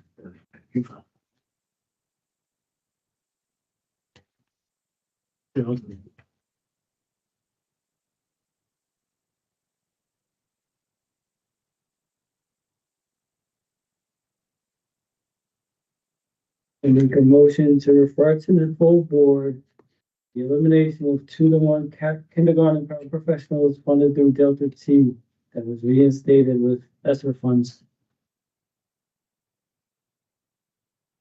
That's the question.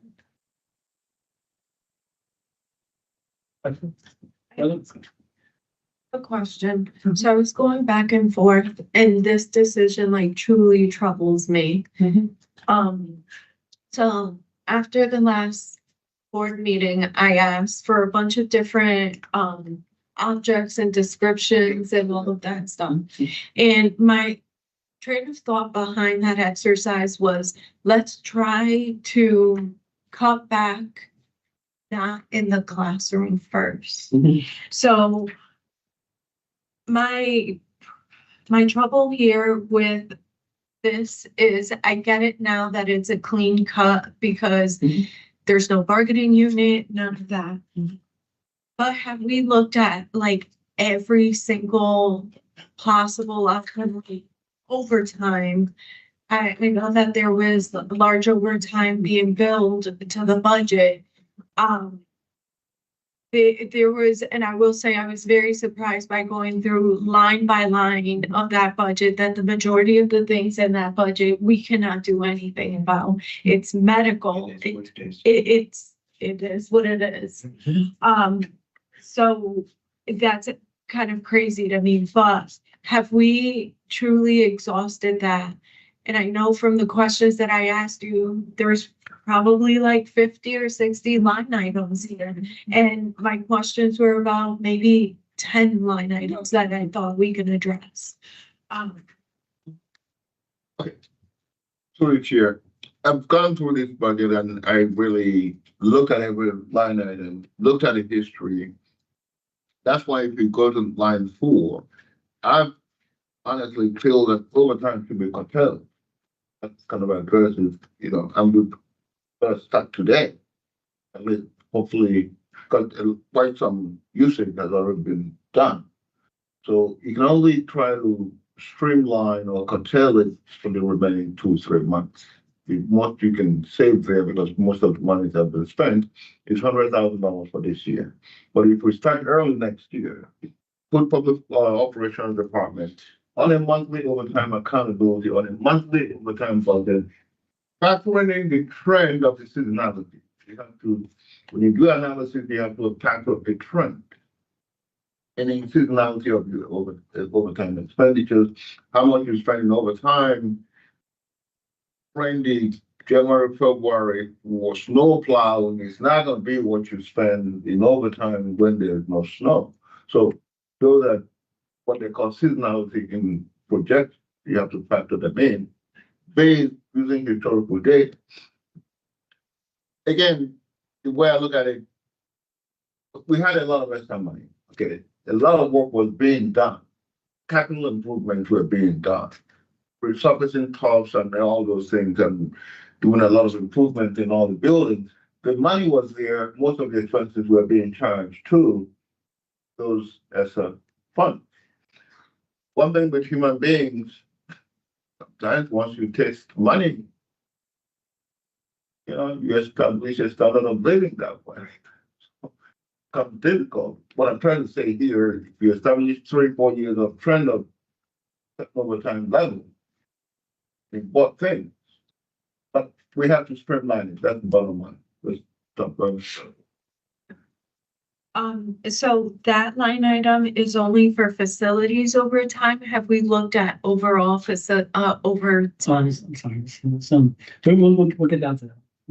We're on the powers. Sorry. No worries. I was distracted when you started asking, but the paraprofessionals. Okay. Then I'd like to just point out that if every single one of these cuts passed today for phase 2, we got 20 million to go. Very good. 20 to 20. I'm assuming minimum of 3 from the city. You hear that, guys? Hopefully 5, 10, 15. But it's still 20 million. We still got a long way to go. And unfortunately, through the path and these eliminations, these are the low-hanging fruit, so to say. And we're really gonna have to buckle down in meetings and ask for more reports and go. Actually, we're basically fine-tooth comb through the budget. Yeah. Like they do on the city. We've never really done that on this board, but that's something I'm encouraging this go around, that we sit down full day with department by department, line by line, step by step. It's gonna be a long road. The other thing I will say to the line item that we're chatting about. So there was other items that I chatted about. So what I'm trying to do is really not get rid of some. I'm trying to take solution 1 off the books. If we can find savings elsewhere, can we increase sustainability efforts and reduce the amount of printing? There was like $50,000 for postage. Can we reduce that? We feel like we should be using tools that we already have, like Parent Square. We shouldn't be mailing anything out. Well, we'll need postage, obviously, for legal stuff, but does it truly need to be $50,000 worth of postage? I don't think so. So I have kind of what I put together here. That's And fine. if you can look into this further, I will say none of it will equate to the savings of solution 1, but every penny counts. Absolutely. So I'll send this to you afterwards. Please. And to that point again, this will be bringing back. This will be the priority 1 to bring back this line. Yep. Will be priority 1 if the funds are found elsewhere.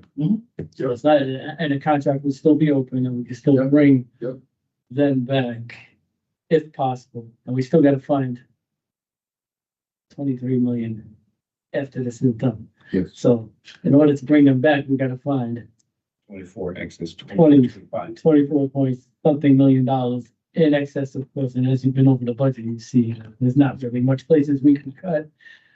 So we're gonna have to depend on revenue, and if that revenue comes in, we're very happy, man. Yep. And, Yep.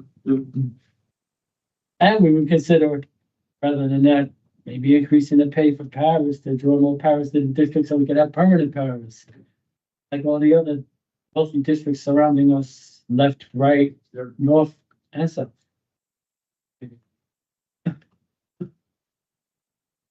Any further discussion on this item? So the motion is to push to the full board. Solution one, item one, the elimination of kindergarten parish funded through Delta to the full board. It's been seconded. Any further debate, discussion? All in If I may, it's actually solution number 2, item 1. solution number 2, item 1. Thank you. Thank you for your questions. Thank you. All in favor? I opposed. Second. Motion carries. Line item 2. Solution 22. 2. Elimination of 11 restorative practice positions that were funded through ESSER funds and carried to the 25-26 school budget. Again, this was part of the original plan. These positions were, I think they were before. Well, either way, they were just funded due to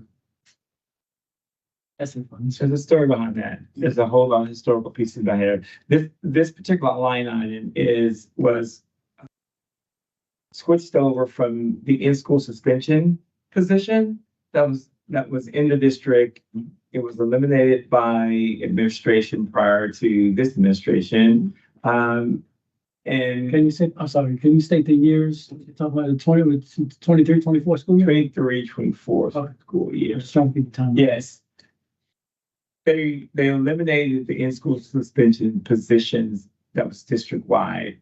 And I'm sorry, and as started, what those in school suspension positions funded through ESSER just shifted over? No, Or they existed before? I think there were existing positions that were funded by the district, that was required by the district, that was eliminated by administration. Funding from those positions was used to fund the restorative practices positions. Because that $936,000. Okay, I'm sorry, continue, please. Sorry? I said, I'm sorry, continue. Oh, okay. I know, yeah. Train of thought. apologize. In-school suspension positions were in place in 2023. 2023, they were removed and the monies were allocated to hire 9 restorative practices facilitators in the district that are currently in the district now. Last year, the state of Connecticut sanctioned the district and said the in-school suspension positions are required by the state of Connecticut. And so we found additional dollars from ESSER to fund those, to reinstate in-school suspension officers in the district. So simultaneously, we had last year in-school suspension officers and restorative officers, in the district. This year, we used the remaining pieces of dollars of ESSER to fund the in-school suspension positions for this year. Next year, we will not have dollars to fund. So eliminating these positions will help to fund and continues to fund the in-school suspension. So you're not going to see savings here because we're required by the state of Connecticut to have in-school suspension in our buildings. Although we won't be able to fully fund in-school suspension officers on every single campuses, it's going to have to be a split, position on at least 2 campuses, half day and half day. Some campuses will use in-school suspension more than others. Sometimes, depending on the time of the year, there may be more in-school suspension occurrences at certain campuses because of when spring come up in it's March, April, you know, getting out of the cooler seasons into the warmer seasons, kids start to kind of, you know, when spring springs, yeah, spring is sprung, whatever it's called, you know, you have an uptick. Trend shows. Trend shows that there's more usage of the in-school suspension. So I wanted to make sure I clarify this particular cost saving. It will not be, it'll be savings, but it's going to be utilized for in-school suspension carryover for the next school year, technically. It's a savings, but it isn't a saving because it's already pretty much earmarked so that we are in compliance.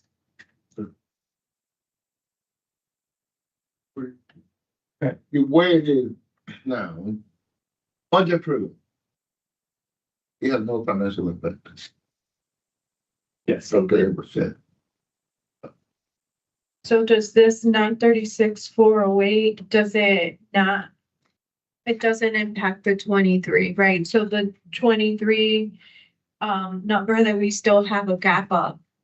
Okay. It's not gonna go up by 900,000, right? The more ideal way to do it, if you ask me, budgetary, it's for the board or the finance committee to eliminate the funding of the in-school suspension, eliminate the positions and funding associated with in-school suspension. Then reinstate. Oh, no, funding associated. You're looking at it like Funding associated with restorative. yes. Okay? That means once you eliminate that funding and those 11 positions, they don't exist anymore. Then labor will pay those people up. But you're gonna have to reinstate or budget in school suspension. In public again. Yes. So through the chair. I'm sorry, I want to hit that. Go ahead. So putting this number here, respectfully, shouldn't have been put here then. The way you, because, you know, math needs to math, like some of my friends say. And adding that number in there is really not, you know, it's really not a saving. We're gonna be getting rid of the precision. It should be there, kind of like I would say in the bracket or parentheses, because of what the superintendent said, that money is allocated now for those 11 restorative practice positions, but that money needs to now be allocated, like, you know, we're going backward. What we did last time, we would have fixed it. So really, there's not a savings, but you're putting it out there, and when you do the math, it's coming up as a savings, but it really isn't. So it shouldn't be added in here. So this, I believe, under my understanding, should be corrected. But again, through you guys. Again, the whole idea is positions that were funded with ESSA money. It's been put here. Every one of them has to be vetted. It's up to the board to get the whole story. I got a question. Okay, listen, maybe it was answered when I went to the restroom. But go ahead. You got 11 restorative practices on here. We have in-school suspension officers. So that would be a total of 22 positions. Getting rid of the. No, I mean, right now at this moment in time before eliminations. Between the in-school suspension and the restorative practices, how many positions do we have? Through the chair, we currently have no in-school suspension officers this fiscal year.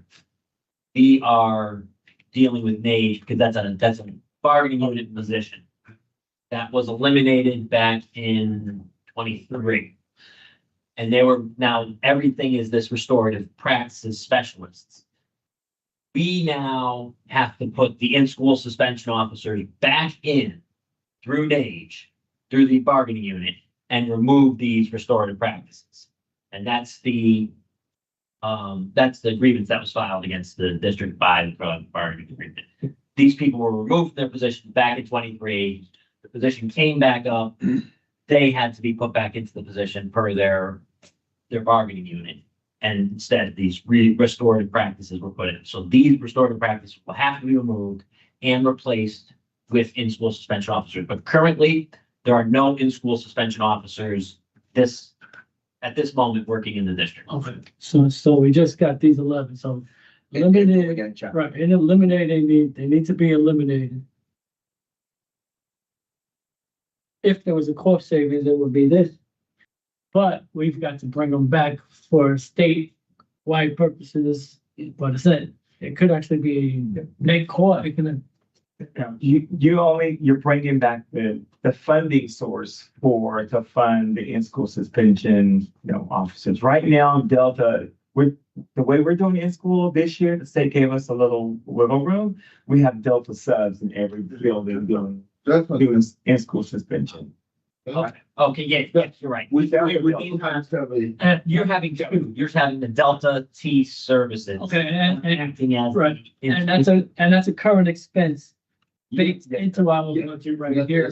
So eliminating this number will in fact give us the savings while we're still using the Delta T substitutes in the buildings that we're using, but eventually we're going to need to. Next year, we're going to have to, the state gave us, permission to fulfill this year using the subs. Next year, we had to go and we had to renegotiate with the union that we're going to give their position back to the union. So next year, union's working with us as well. Next year, we negotiated with them that based on the requirement of the in-school suspension officer, we're going to reinstate that position starting in August. But we have to find the funding to do it. And this is the way, this funding, the $907,000 is how we're going to fund that position for next. So really, it shouldn't be, It shouldn't be there. shouldn't be there. Right, But he did it so that, we can work through this process. Him and I, we've been talking about that the whole time. So he knows I'm talking. but there's still gonna be, I'm assuming there's still gonna be some sort of savings between, cost, when you add the cost of the Delta T, the money we're spending on Delta T now, and then the money we're eliminating from this, combined together when we hire the new people back. No. Because currently we're paying, let me go through. Currently, we're paying $936,000 for 11 positions. Got it? Currently, we are paying Delta T X dollars for a number of positions. From ESSER funds, they're gone From us. to the rest of the So year. they're not baked into the operating. Yes. They're part of that 44 then? No. Okay, The point was that Well, that's separate. I got you. That's totally. How many in-school suspension officers do we need to have to meet the compliance of the state in the sense of that? We're thinking we can do 9. Yeah, and that would be the coverage that we would need. I think that's based on conversation. I think that's a bare minimum. And if we could get by with that, I think we could be great with the possibility that we might have to add 1 or 2. But I think the determination we made was 9 can probably cover the district. What's the average salary or average cost It's 42 and change. and benefits estimate?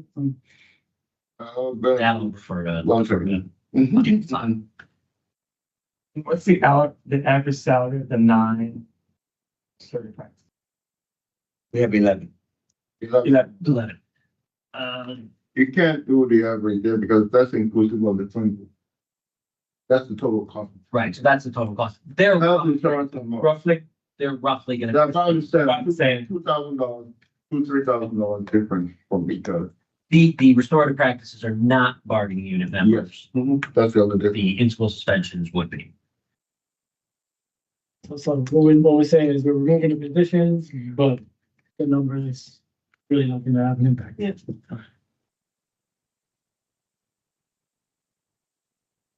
Ms. Perez, do you have any questions? She got a.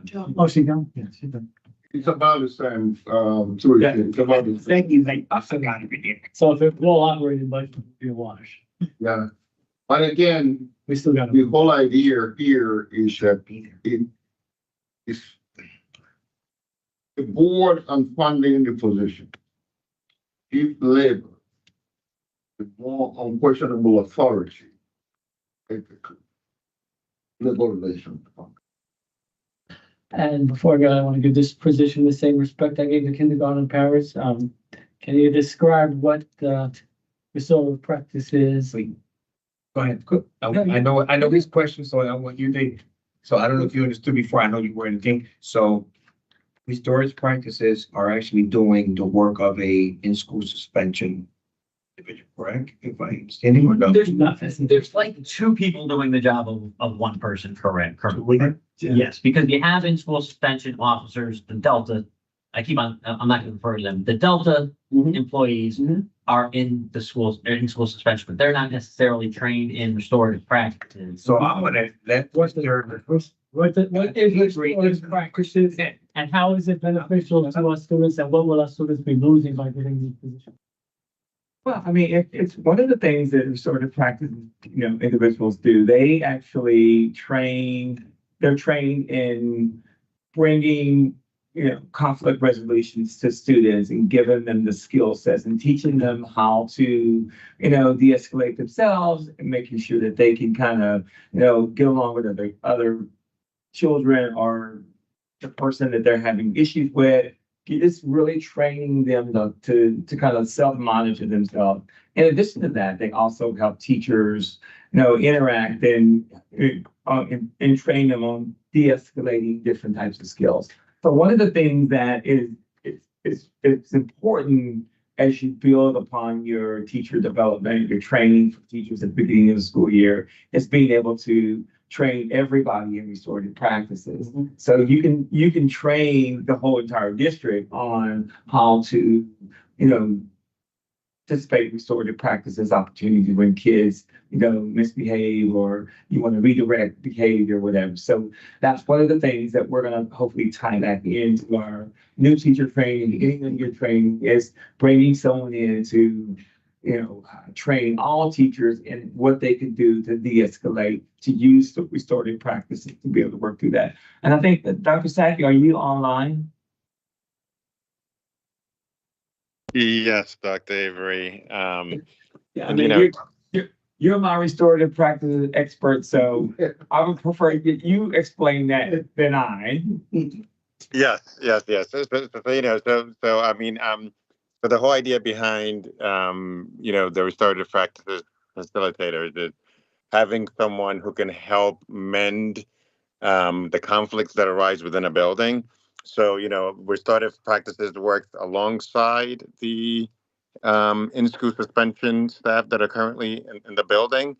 So, a student is able to still get a consequence in terms of an in-school suspension, but also still have a restorative conversation in order to mend the conflict that arose, whether it was between students or between students and staff. So, this person, that as a state, Connecticut is one of the first states that has actually implemented restorative practices as one of those state mandates. So even though we are getting, even though we might be losing this particular position, I think is the training that's provided to staff. So our administrators, our teachers, just school staff in general, on restorative practices, will allow us not to necessarily have a specific person within that position. So in other words, the training that everybody receives, so that'd be my hope and my goal, is the training that will provide all of our staff in restorative practices, will allow the students to still get the restorative support that they need without it being a very a specific person who does it each time.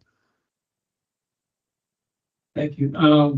Yeah, just for clarification, simplicity purposes for myself, are we basically talking like the difference between punishment and rehabilitation? Basically. I wouldn't say that. Sorry, I mean, I wouldn't say the difference between punishment and rehabilitation. I think, consequences still have to be given. But what restorative practices does is it helps to mend it helps to mend or restore the conflict that arose from whatever the infraction was, right? So that's why I said, it could be between students getting into a conflict with each other. It could be a student and their teacher, going back and forth. But what the restorative practice facilitator does is to help to, again, bring them together, help them hear each other out. In terms of, based on your actions, is how your actions made me feel. They actually get to listen to each other. So, just doing the consequence in isolation without the restorative piece doesn't limit or prevent the behavior from continuing. But given a consequence in addition to the restorative piece, it's what limits repeat behaviors from happening. Awesome. And once again, I know you said this, I'm not sure I made the connection of.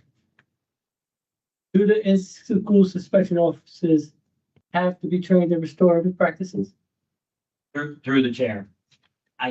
We're currently in negotiations with the collective bargaining unit on these types of issues. We can't disclose too much, especially, in a public forum, because it'll, Yes. the negotiations are supposed to be private amongst themselves. Right, but as far as the state mandate, As far as the state mandate is for being required for restorative practices for in-school suspension or officers. in-school suspension officers, I haven't heard of.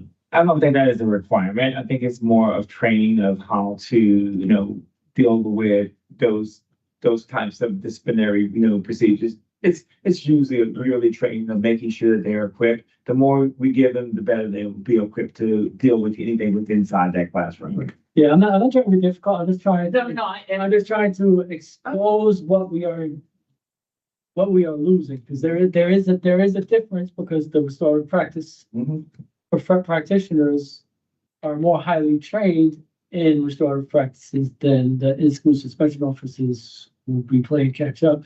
So we're losing something. These positions, all the positions we're eliminating are valued. They all have value to our district. If we had all the money in the world, we would keep them. Through the chair. I understand what you're saying. My only thing I can say to you is we're working on a solution that would make that a point. Awesome. Now, when I'm saying all of this, you just heard me say how valuable the kindergarten parents and all this. We still have to make these cuts. But each one of these professionals deserve the respect of knowing that they are still valued, even though we can't afford to pay them their value. And the public needs to know what we are losing step by step, inch by inch, as we go through all of these positions. I mean, people are gonna get sick of me before this is all over. It's gonna be a current day. I mean, it's emotional. I get emotional at times. But in the end, I gotta make the least worst decision for our children. And this is gonna be one of the least worst positions we'll eliminate, even though it is highly valued and valuable to our students. Anybody have anything else on this line item? Therefore, I'll entertain a motion to eliminate the 11 restorative practice positions that were funded through ESSER and carried into the 25-26 school year budget, with the understanding that there's going to be no net savings. If I can miss that. To the chair, I think the more prudent way to handle it, elimination of funding of the restorative practice, 11 restorative practice positions, and reinstatement of funding of in-school suspension for next year. That way, the negative number, this savings will go away, and it will be, then the next, I will add another line for the board to be an expense. That's the key. I guess, I'll clean it up. It was a second, so they can make a new motion. So that way we don't lose the in-school suspension totally in the budget. Gotcha. Because if I don't reinstate it here, there will not be money to hire them. I got you. I'll fix it right now. Let's entertain a motion to eliminate 11 restorative practice. Yeah. Move to the full board, the elimination of 11 restorative practice positions and transfer the $936,408 to be used to reinstate in-school suspension officers. Second. Any further discussion? All in favor? Aye. Opposed? Motion carries. Dr. Avery, can you see that get this on the agenda, please? Number 3, Resolution 2-3. yes. Elimination of additional carryover decisions that were funded with ESSER funds in 2025. So quoting at a number of $2,500.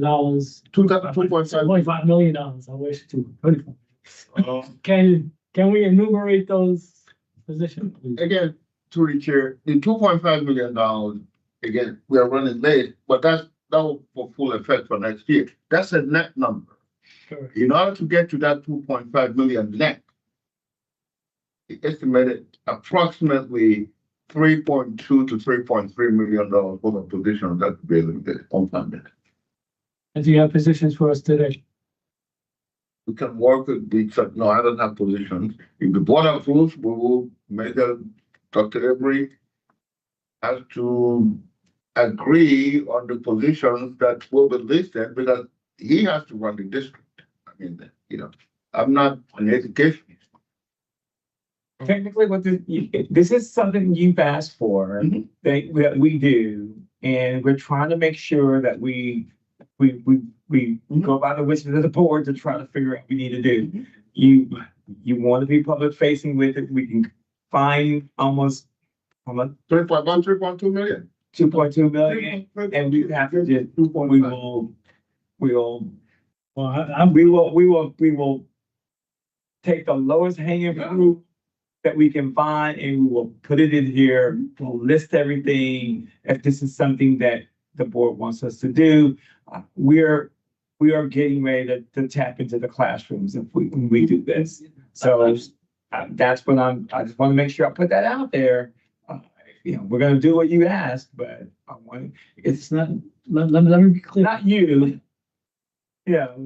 What we feel financially that we can do and that we can try to make sure that we put on the table for, filling the gap of the dollars that we don't have. That's what my clarity needs to be. It's not you, it's just things that we feel we can do to consider in this one of the last rounds before we have to figure out if there's gonna have to be a deeper cut. Right. To be clear, I'm not asking y'all to find 2.5 million. I'm asking y'all to find 23 million in eliminations, because that's our gap.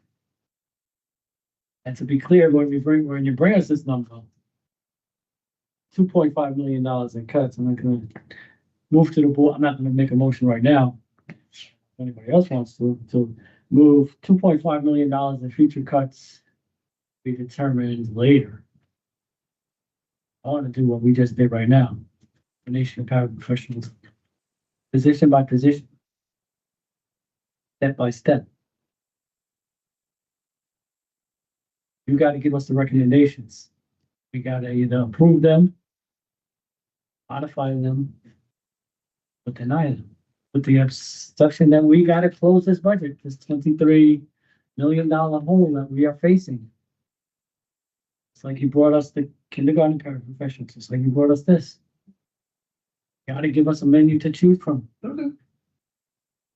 I can't walk into Mr. Costello's office and say, give me a list of positions and then just start putting them here. I tried to put four directors positions that did not exist pre-ESSER. You guys push back. I haven't put nothing else in their place. We need to see what you guys suggest. You got to go out there. We're not gonna have a popularity contest. This is the hard stuff. This is the big bucks are for. For you guys to bring it to us. For us to approve, disapprove, modify, make additional suggestions, depending upon the community's input, depending on our values, because the budget is a reflection of the values of the city, the board, the superintendent. So we can't vote on this whole line. I was hoping to get down to 5 million today. But apparently we're only gonna get halfway there because there's no suggested cuts in there. We cannot keep putting it off, meeting to meeting, getting these suggested cuts. June is how many days away? I had the number last time. Less than 90 days away. The fiscal year gotta be balanced. We cannot keep kicking the can down the road. We gotta make the hard decisions. You guys are in the driver's seat. To an extent. To an extent. I need some clarity on that. So. You need some clarity. You are the superintendent of schools. You have the whole global picture. You know what we need to operate. You guys, you and the CFO should get together, do some math. We need $23 million in cut. Scenario one. This scenario will save $20 million. We need to cut X amount of psychologists, X amount of social workers, X amount of classroom teachers. We need to have X amount of vice principals going from school to school, having more than one school. We need solutions put before us, just like Mr. Ubo presented solution one, solution two, for about 17–18% of the cuts that we need to make. We need solution 3, 4, 5, and 6 for the remainder of the 82. And if you guys don't do that, we are going to fail, and we are not going to be able to close this budget in time for fiscal year 25-26, and the state will take us over because we do not have a balanced budget. Yes, sir. Richard, is the board or the committee ready to close schools based on the feasibility study? I was just told that closing schools was never on the table for next year, and the savings cannot be had. We can't have it both ways. Are we gonna close schools this year and try to capture savings? Somebody's gotta say yes, somebody's gotta say no. I brought this up last year. There was a panic. Don't say we're closing 6 schools. Don't say that. Then the facilities master plan came out. And you yourself said we're not gonna be able to save money 25-26. Which one is it? I'm not getting clarity on these answers. Well, Mr. Chair, recommendations were given for board consideration, and that's where we're in that process right now. Correct. And your recommendation was we are waiting 2 years at least, possibly no closures in 25-26, no closures in 26-27. That was what I heard. I don't know if anybody heard anything different. That's what I heard, that there's gonna be no savings captured for this upcoming fiscal year. So we got to find the money somewhere else. Nobody recommended closing schools next year to save money. That was not said. It was actually backpedaled. So we have to follow an entire policy to close schools, and Absolutely. I don't know that we can follow that entire policy because it requires establishing an entire committee and then vetting, the school closures, the community needs to be involved. None of that stuff can get done in order to make a meaningful impact to 25-26. It would make an impact to 26-27. All right. I agree. At this point in time, it is now too late. If we moved a little quicker, we might have been able to do it. But to be fair, I did not bring up school closures in regard to the 25-26 school year budget. That was Mr. Ubo. So what I need to do, for clarity, we need as a committee, as a board, $20 to $23 million in suggested cuts for the 25-26 school year to bring our budget into balance. Failure to do so will not be put upon this board if we don't have the information we need to do our jobs. Now, school closures are off the table. That was pretty clear. We could play back the tape. That we're not gonna be able to save any money on that in 25-26 school year. That was said on record several times. Who said? I don't know. I wasn't listening. Somebody gotta start listening. I'm sorry. Who said? I don't know. Who said? Who said? Well, it was mentioned by the chair. Yeah. It was mentioned by the superintendent. Because they're hard decisions. I understand they're hard decisions to make. But we got to make them. We got to recommend, yes, sir. We made a few recommendations at the beginning of this whole process, and it wasn't fully considered by the board. And so everything has been done, very strategically to try to get, the decision we're about to get assistant principals. It was a very clear-cut plan to be able to do, but it was paused. It was kicked down. It was kicked down the road until the end of the year. Correct. Again, Absolutely. yeah, like you just mentioned, well, we got to stop kicking it down the road. We do. Absolutely. We And I agree all with that. collectively make Absolutely. decisions that's going to be in the best interest. And Absolutely. it's a huge thing right now because it is $23 million, and that's a lot. So when we come and make those recommendations, it is going to absolutely turn this district upside down.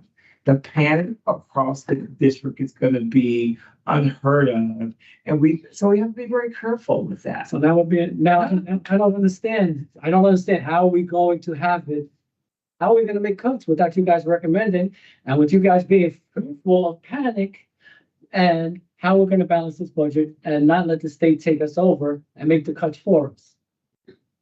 Again, And wait, I'm not finished, sir. As far as the assistant principals, they're still baked into the budget for the 25-26. That was not denied, it was paused.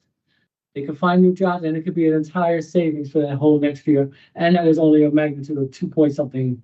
That's like less than 10% of the total budget cuts we need to make. So it's not even that material to this conversation where we still got to find, and you guys got to present to us suggested cuts within the range of 20 to $23 million within the next 90 days.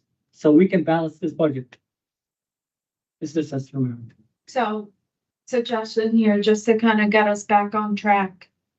School closures is not gonna help 25-26. That's a fact. We don't have the time. We have 90 days, you said, I'm just guessing. right? To balance this budget out. However, what I do suggest is that based on the master's facilities plan, from a sustainability perspective, making cuts that make sense, that conversation gets revisited for the 26-27 Oh, absolutely. budget. At this point, I think talking about school closures, we're not gonna get anywhere. We're not gonna get any savings at least not the savings that Right. we would want substantial Absolutely. from it. So I do agree with what the chair is saying. If I'm gonna be voting on cuts, I want to know exactly what we're voting on, what positions. So if you guys can break that down for us, that would be great. So for the solution 3, I think we just table it. Is that like the proper Yeah. thing? Yeah. And to reiterate, not just the 2.5. $20 to $23 million need to be removed from this budget in the next 90 days in order for us to balance it. We as a board cannot put these lines on all by ourselves. We tried. To the tune of Can I have 5, a point of clarification? yes, yes, I'm sorry, yes, I forgot about you. When you brought You back in said 23 million cuts for which fiscal year? 25-26, did I misspeak? 20. No, I just want to I'm having difficulties hearing on my end, so that's why I was just clarifying. I may have misspoke, because it's going back. and No, forth. I think I just have connection issues, so I just wanted to hear it again. Thank you. Because that's the remaining gap, $20 to $23 million. Well, actually, since we're gonna back this out, it's gonna be you're about 24 million. back to $24 million 24. in budget cuts that we gotta find. To be clear, to Mr. Camara's point, for the 25-26 school year without a single school closure. Because that was taken off the table due to the time. It's tricky. I don't want to go back and forth anyway. I mean, 3-4 months ago, when the superintendent brought up the list of layoffs, I made it very clear. I said time is money. Every delay, by time that was not implemented, even if it's $200,000, we are going to be looking for that $200,000 in next year budget. Right. I absolutely agree. I just made a similar argument. But in totality, the amount of budget cuts that were presented to us really don't amount to more than $12 million in total. So it's still not there. So the fact remains, from today forward, we still got $24 million to go. And that needs to be brought before the board sooner rather than later. I mean, I spoke with the state guys the other day. I said they're watching the meeting. If you're watching, have a confab with the superintendent. So tell them what I'm saying wrong. Tell them what I'm saying is wrong, which is wrong. If their advice is to just not panic everybody and not have these conversations in public, just let us know, send us a memo so the public could get on it and tell us we shouldn't be operating like this. We don't have to worry about these cuts. We don't have to move so fast. We don't have to panic people. If that's the way the state wants us to move, to kick the can down the road and not have these hard conversations, not have the superintendent and the CFO present us with potential cuts in these amounts, we won't happen to hear that advice publicly. Question for Mr. DeWall. The $2.5 million, these are cuts beginning in August, right?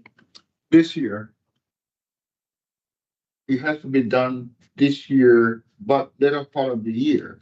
That's why the 300,000 is there for this. I see. Got it. Towards the tail end of this year, but the full-blown saving will come into play next year. Gotcha. Understood. Is there a timeline you said towards the end of the school year? Honestly, it's kind of late because this was put out 2 months ago. We hit the landmine of vacation. Come April 1, everybody, the layoff is entitled to vacation because April 1 is the year or the time that the vacation time kicks in. So if I'm entitled to 4 weeks vacation, come April 1, automatically I'm entitled to that 4 weeks vacation. If you lay me off, you're gonna have to pay me 4 weeks. That vacation. Again, that's why I said at the meeting. Yeah. On Time is what the I said. time is money. I'm wondering, suggestion, feel free to say no.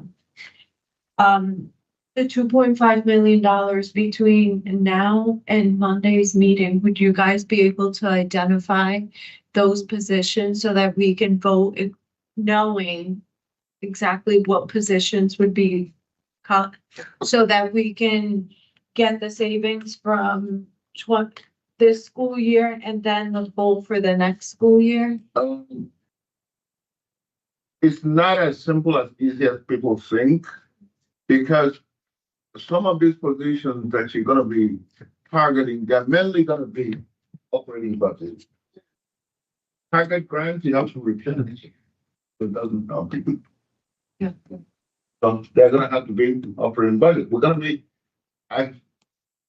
get to what you're looking for, $23 million, you're gonna have to get to the level of teachers. Oh, absolutely. No, I'm gonna get to the level of teachers. We gotta get to everyone. It's gonna, I'm just, it's see that, in my understanding is one thing he wants to do is to see that, I think, You're gonna have to scale back counselors, you're gonna have to scale back social workers. Absolutely. Okay. I've been knowing this I've been knowing this and saying it for rooftops for the last 3-4 years. We'll provide you guys something. We'll give you everything you want. Everything we need. Everything you need. Everything you. Ms. Perez? Yeah, just to add on to that, first, because I just came on late, so just clarify for me, are we talking about next year's operating budget? Yes. Yeah, it's 25. Okay, just making sure. Okay. Just making sure. And then the second thing is, yeah, I think it'd be helpful to know, I think Ms. Jimenez said this, again, I was cut off a little bit on my connection, but it'd be helpful to know exactly the positions, because I think that would be great for even our advocacy efforts. If we can't get this $23 million, we are cutting these positions. Like that's the bottom line. And I think if we know those positions now, it's gonna, help our advocacy efforts in terms of trying to really get those dollars from the state and really put pressure on those who are funding us. Mhm. We can't pay people at the end of the day, and we don't create our budgets. So that's I think that's just going to be essential for us to really have that information sooner than later on exactly what's on the chopping block. And I hate to say it like that, but we need to know. And whether it's layoffs or program cuts or losing other services. And you may have already said this stuff already, so I just got back on the call. So Yeah, give me a moment. Yeah, Ms. Perez, for the future, I think we're done discussing 24-25. I don't think that's gonna be a topic of conversation anymore. So everything we refer to this point forward, we're talking about 25-26. no, that's what I meant. That's what I meant for. No. And also to your point to the positions and to clarify my 90-day thing, and especially since Mr. Uncrow brought it up, which I do believe we are going to have to get into the classrooms. May not have to correct the words, the layoff words. We might have to have a reduction in force, as Mr. Traver so aptly pointed out, that we have a lot of turnover, that we may not have to resort to layoffs. We might just have to not replace teachers who are departing and shuffle staff around. That's one thing. And the second thing is we don't have 90 days. I misspoke. Because the collective bargaining unit, we have to inform staff whether their contract's being renewed as of May 1st, I believe it is.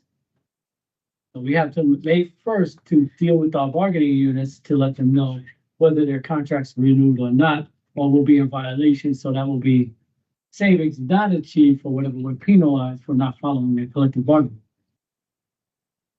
Yes. Through the chair, just to it's clear or make it clear as to what they're looking for, asking for. Right now, the deficit, because we reversed the 936,000, you're looking at $24.3 million. Right? Yes. Yeah, you're gonna have to add 3.2 or at least $3.2 million in cuts. It's 2.5. Because that was reduced in order to get to 23. So I have to add it back. About 3.4 million. So you look at 28, 26, 20, not 27, 27. 27. To get 23 million, to get $24 million in cuts, you're gonna do $32 million in cuts net. You're looking for 24 net. And that's what So we're gonna do $35 million in cuts. That's what you want. no, that's what we are mandated by the state of Connecticut to do. To balance. And that's what I'm. To run the district with the money they're giving us. And that's what the superintendent is hired to do, and that's what the CFO's main function is, to deliver a budget. Chair, I just want everybody to be clear.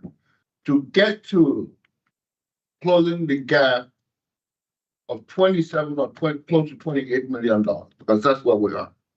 You're gonna have to do a cut of $35 to $36 million to attain that net savings.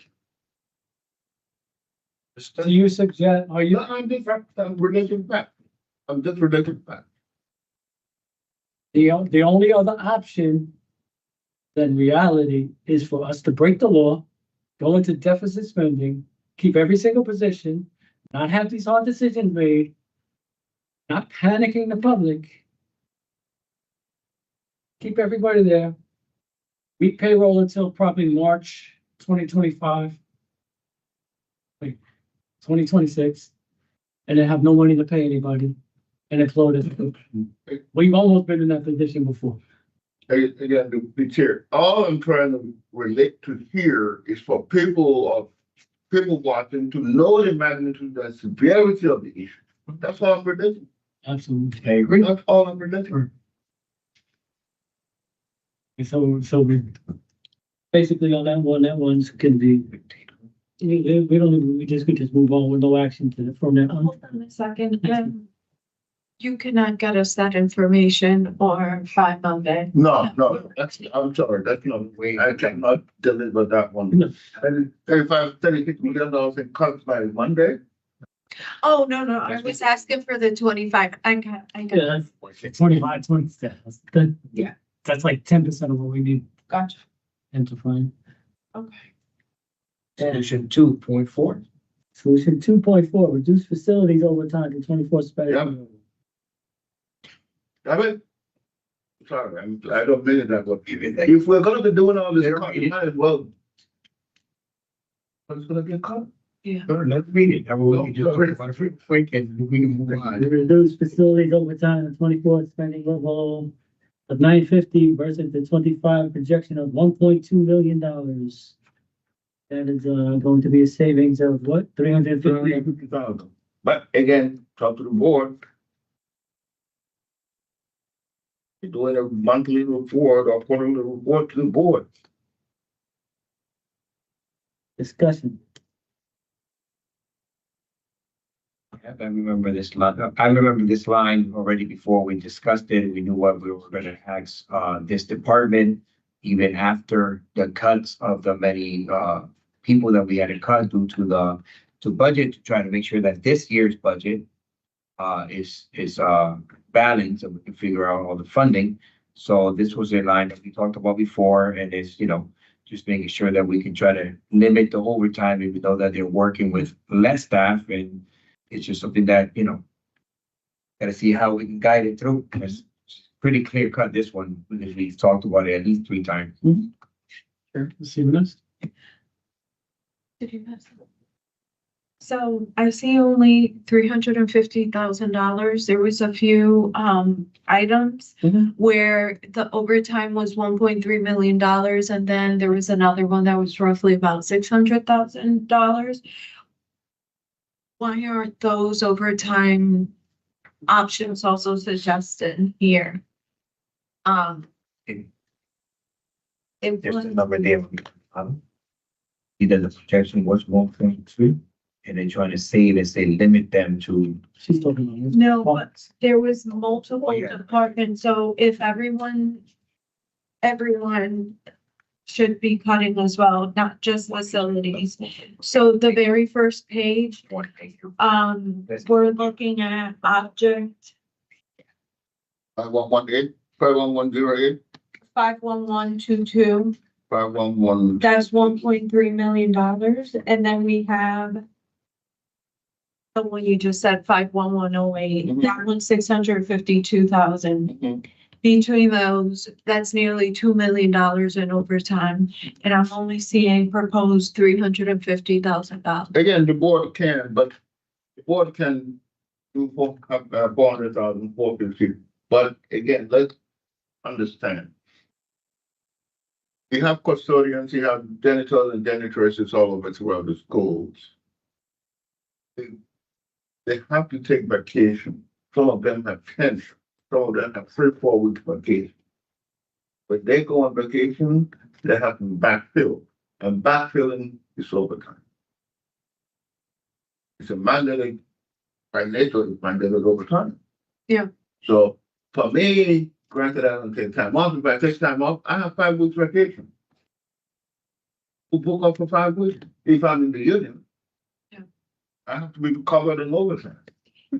It's, So all overtime is unavoidable. Sometimes it's unavoidable. Let's just be real. But it could be minimized or contained. yeah. Is all the overtime though looking at like backfilling some existing? What I'm trying to say is facilities, obviously they don't have sufficient employees and they're cutting back. Can we cut back on other employees at do not need to necessarily do overtime. Is there a situation where we can reduce these numbers for potential savings? The overtime, Yes. yeah, the board can decide to go up to 400,000, 450. Then you can ask them to be providing their report. I can provide you the historical trend of overtime over the year, but it's gonna be a diluted historical trend because you're blending it with ESSER expense. So you're gonna see a higher number in those years, which is burning or spending ESSER money. So you're gonna give you a diluted historical trend, is what I'm trying to say. Can we pull out the SCUs and just go from like a report from a percentage-wise basis from like 2016 to 18 and then Yeah. What I'm trying to say here, trying to use ESSER years as a comparison is a diluted information. So I can go back prior to ESSER, then add the cost of living increase, cost of wage increase, because you have to factor that in. All the wage increases the unions have gotten over the years, automatically that overtime should go up by that much. Just even if they're doing the same hours, because of cost of living increase, you have to adjust that by that percentage. So you're comparing apple to apple, Right. because Yeah. hours to hours, not diluted hours. Yeah. Yeah. If and when you do that, I would also like with that is to know how much staff they have. That way we can get a good representation of how much staff did they have, because if they only had $100,000 in overtime, but they have, let's say, to give a steady number, 300 staff, and now they only have 200 staff, so of course, Right. just probably it's just more work or whatever, No. just, a clear understanding of how much staff was also being will help us just to take a look and to compare those apples to apples also. Right, and further, we'll piggyback on that, I see you, Ms. Perez. Can we look at the collective bargaining agreements for the feasibility of, rather than using overtime, like we use the paraprofessionals, we use Delta T for overtime in other departments, yeah, down the. I mean, That's- like if paraprofessionals out, we get a sub from Delta T. I don't know, I think there's some. Yeah, there might be, because we haven't done it, that's why I said we got. That you gotta give tenured employees the opportunity to do the overtime. Some of that maybe, Yeah, I'm not 100% clear on that, but that's something, There is the always. labor something. that- right, yeah, that's all, yeah, I think it bears a look. Ms. Perez? Well, I also think like, some of the overtime, there's some that's covering vacation, but then there's the other like programming up, things that we offer after schools. Quite frankly, our board meetings, like weekend activities. They're getting overtime right now, look. Yeah. That's right. Sorry, Stan.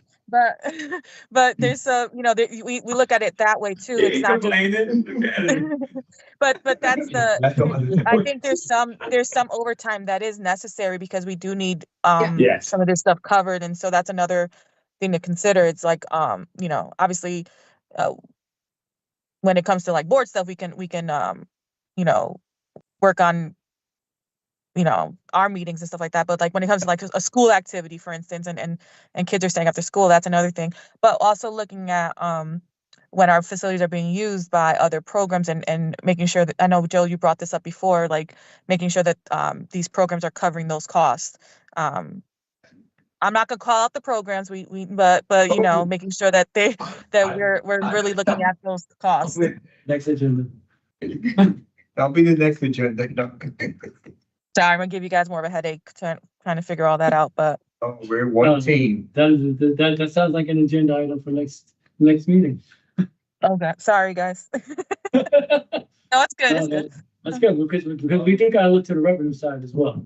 Yes. Again, through the chair, just for the board and the committee, when organizations come before you for permission to do a program or for funding to run a program in our Bridgeport district, you have to ask them, who is paying for the overtime? who is paying for the standard custodial work. Mhm. You can't give somebody so much money, one hand, give them to, let's say 100,000, 150,000. Meanwhile, they're creating another $50,000 worth of expense for you, which you're not even aware of. With overtime, custodial service and all those things. Yeah. So it should all be inclusive. It should all be inclusive of what you're giving them. All right, let's go back to the line, sorry. We were on 4. Yeah, we're on 4. Yeah. Yeah, overtime, yeah, it's all related to overtime, but Yep. somehow I drifted into, roads. Those were I saw it, I both saw it. inside for that one. Apologize for drifting us off so good. Do we have any more discussion on this line? I mean, I'll make a motion to approve for referral to the full board, reducing the public facility and overtime to fiscal year 24-25 spending of $950. Projection for savings of $350,000. 24-25. It's up to the board, I mean, through the chair. Those are the cuts, right? Yeah. Second. And discussion. Okay, I'm gonna add the same respect to the same respect to this title as all the other ones. Facilities. During last year's spending spree was the only department that get cut. Facilities is one of the few departments that actually generate some revenue in forms of grants and stuff coming towards us. Facilities is always the first go-to for cuts. Our buildings are in horrendous shape. We got sidetracked.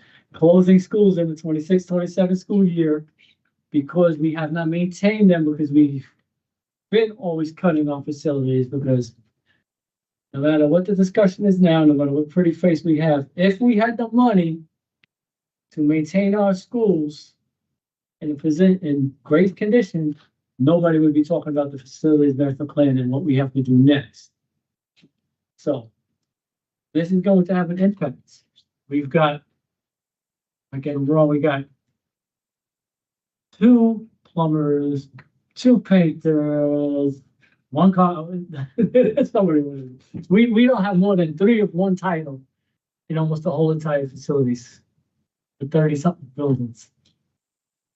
And what that means is, at the end of the day, deferred maintenance. At the end of the day, if something breaks, somebody got to fix it on overtime. Keep only 2 of them. So the impact of this will be monumental. And I'm not even sure if this will be enforceable throughout the year, because if we're at $950,000 in overtime on April 14th, and the pipe's blowing the building, oh, sorry, we can't fix it. It's after 10 o'clock. No, so that's the impact. And this is the work these people do. In the middle of the night, in the middle of winter, we get burst pipes. We get blown out boilers, and they come in the middle of the night. So they're very hardworking people. They keep our buildings running on a shoestring budget. So that being said, this is what we're potentially taking away from our system. Anybody else? All in favor of this other undesirable cut being presented to the full board, signify by saying aye. Aye. Opposed. Motion carries. Let's to the next agenda item. Total expenditure. Joe? Yes, ma'am, Before, sorry. just before you go on, because I missed some of the meeting, can you make sure you email me tonight everything you moved to the full board so I could add it to the agenda? Till tomorrow. Avery, you on that? I Yes, I'll update this spreadsheet, tomorrow. Oh, yeah. Okay, next item is the expenditure report for fiscal year 23-24 of each of the following schools. And the list, Mr. Nicole, can you take beginning and So, through the chair, page 8, you didn't approve the 1.89 million? You said page 8, sir? Yes. The additional revenue from the governor special education allocation. I don't know if you want to see it. Or was it approved? That was still, that was an update, correct? That was just an update. It wasn't something to, Yeah, that's not actually, I know, this is information. Which one? You said page 8, right? Yeah, 1.8 million. The special ed? what about it? That's number, Yeah. object number 6? That's just information, yeah, and there's no answer. That's just information. Okay. I'll take anybody, one thing. Okay, I don't know how you would do it here in the city, you just take money. Yeah. Take money, Okay, take all the money they can give. okay, all right. Yeah. All right, then that's fine. So someone speaking on this one is the white, is it the white sheet? This is the Yeah, request by, what's the call? This one? for each For each school. expenditure for each campus that he requested on the list. Mhm. And so Mr. provided that for the consideration for the committee. Community action. So I don't know if there's when any. you're presenting, you gotta talk about it. Roughly, sure, without one, better, no. Yeah, he left it to you, so I think he was welcoming your, I don't know that if the committee wants to take an action. no, there's just a report here, thing. Questions here. 1%? Sure, pretty much is the total cost of running all schools for fiscal year 24. These are audited numbers, meaning they're actuals, audited in the book. It's broken down by categories: salaries, instructional aid, other salaries, employee benefits, purchase services. Purchase services are mainly relating to transportation costs and special education. And Delta, well, Delta. Well, agency, Kelly and Delta. Those are considered purchase services, everything we, Transportation, you said Delta and Cali. yeah, and special education. But like outplacement issues, appreciation, just on, like that thing, like that funds. Cost associated with the building. Dennis and Mr. Chair, are there any other additional costs associated with the campuses that you did not have? No, it's all, it's EFS. This is what we report to the state every year for campus. Fully audited, yeah.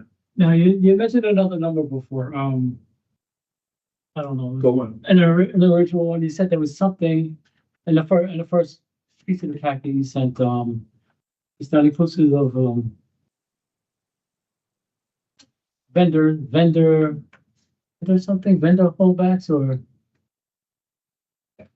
like down at facilities, we got like vendor inventory for certain things. I forget what's. And the inventory. I sent it. Oh, I sent it back. Hold on, let me go into the packet. I don't know if it's just facilities. I'll be clear in a second.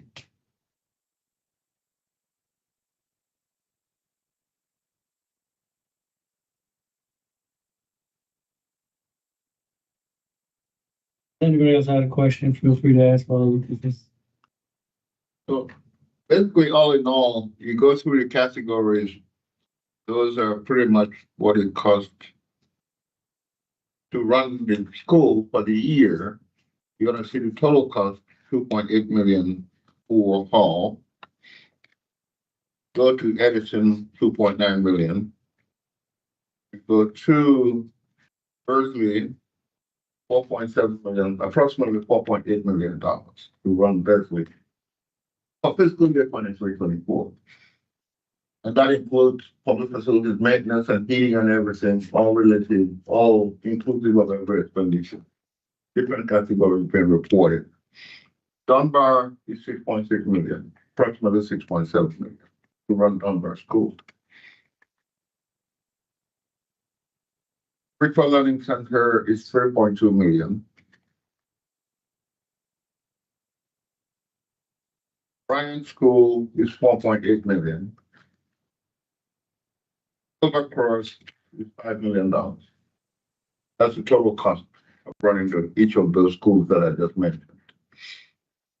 And the expenditures are broken down in different categories: teacher salaries, instructional aid salaries, employee benefits, other salaries. Well, other personnel assigned, clerical personnel assigned to those schools. Purchase services as usual, supplies. That's pretty much the breakdown of the expenses in accordance to this, the way the state wants it reported. Yeah, but that is called EFS, Educational Financial System.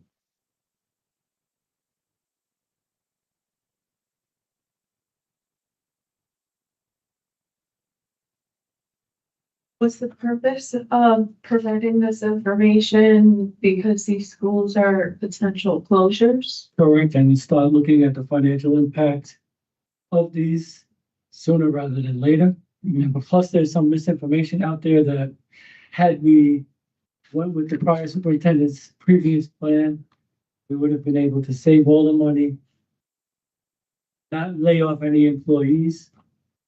And I believe that's something that needs to really be corrected for the record, because if you take the six original schools proposed, which were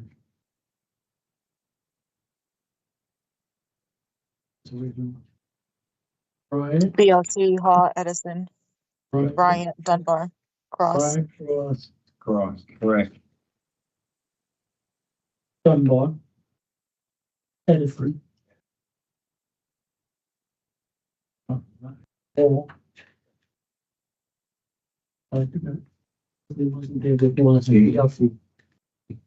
So if we total all of those out, accessing every single course without adding one single course, how much do we got? Which is not reality, but It's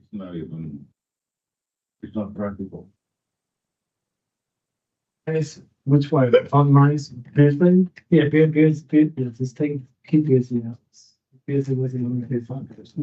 I had a little bit, 25 mil, 26 mil, we're on this.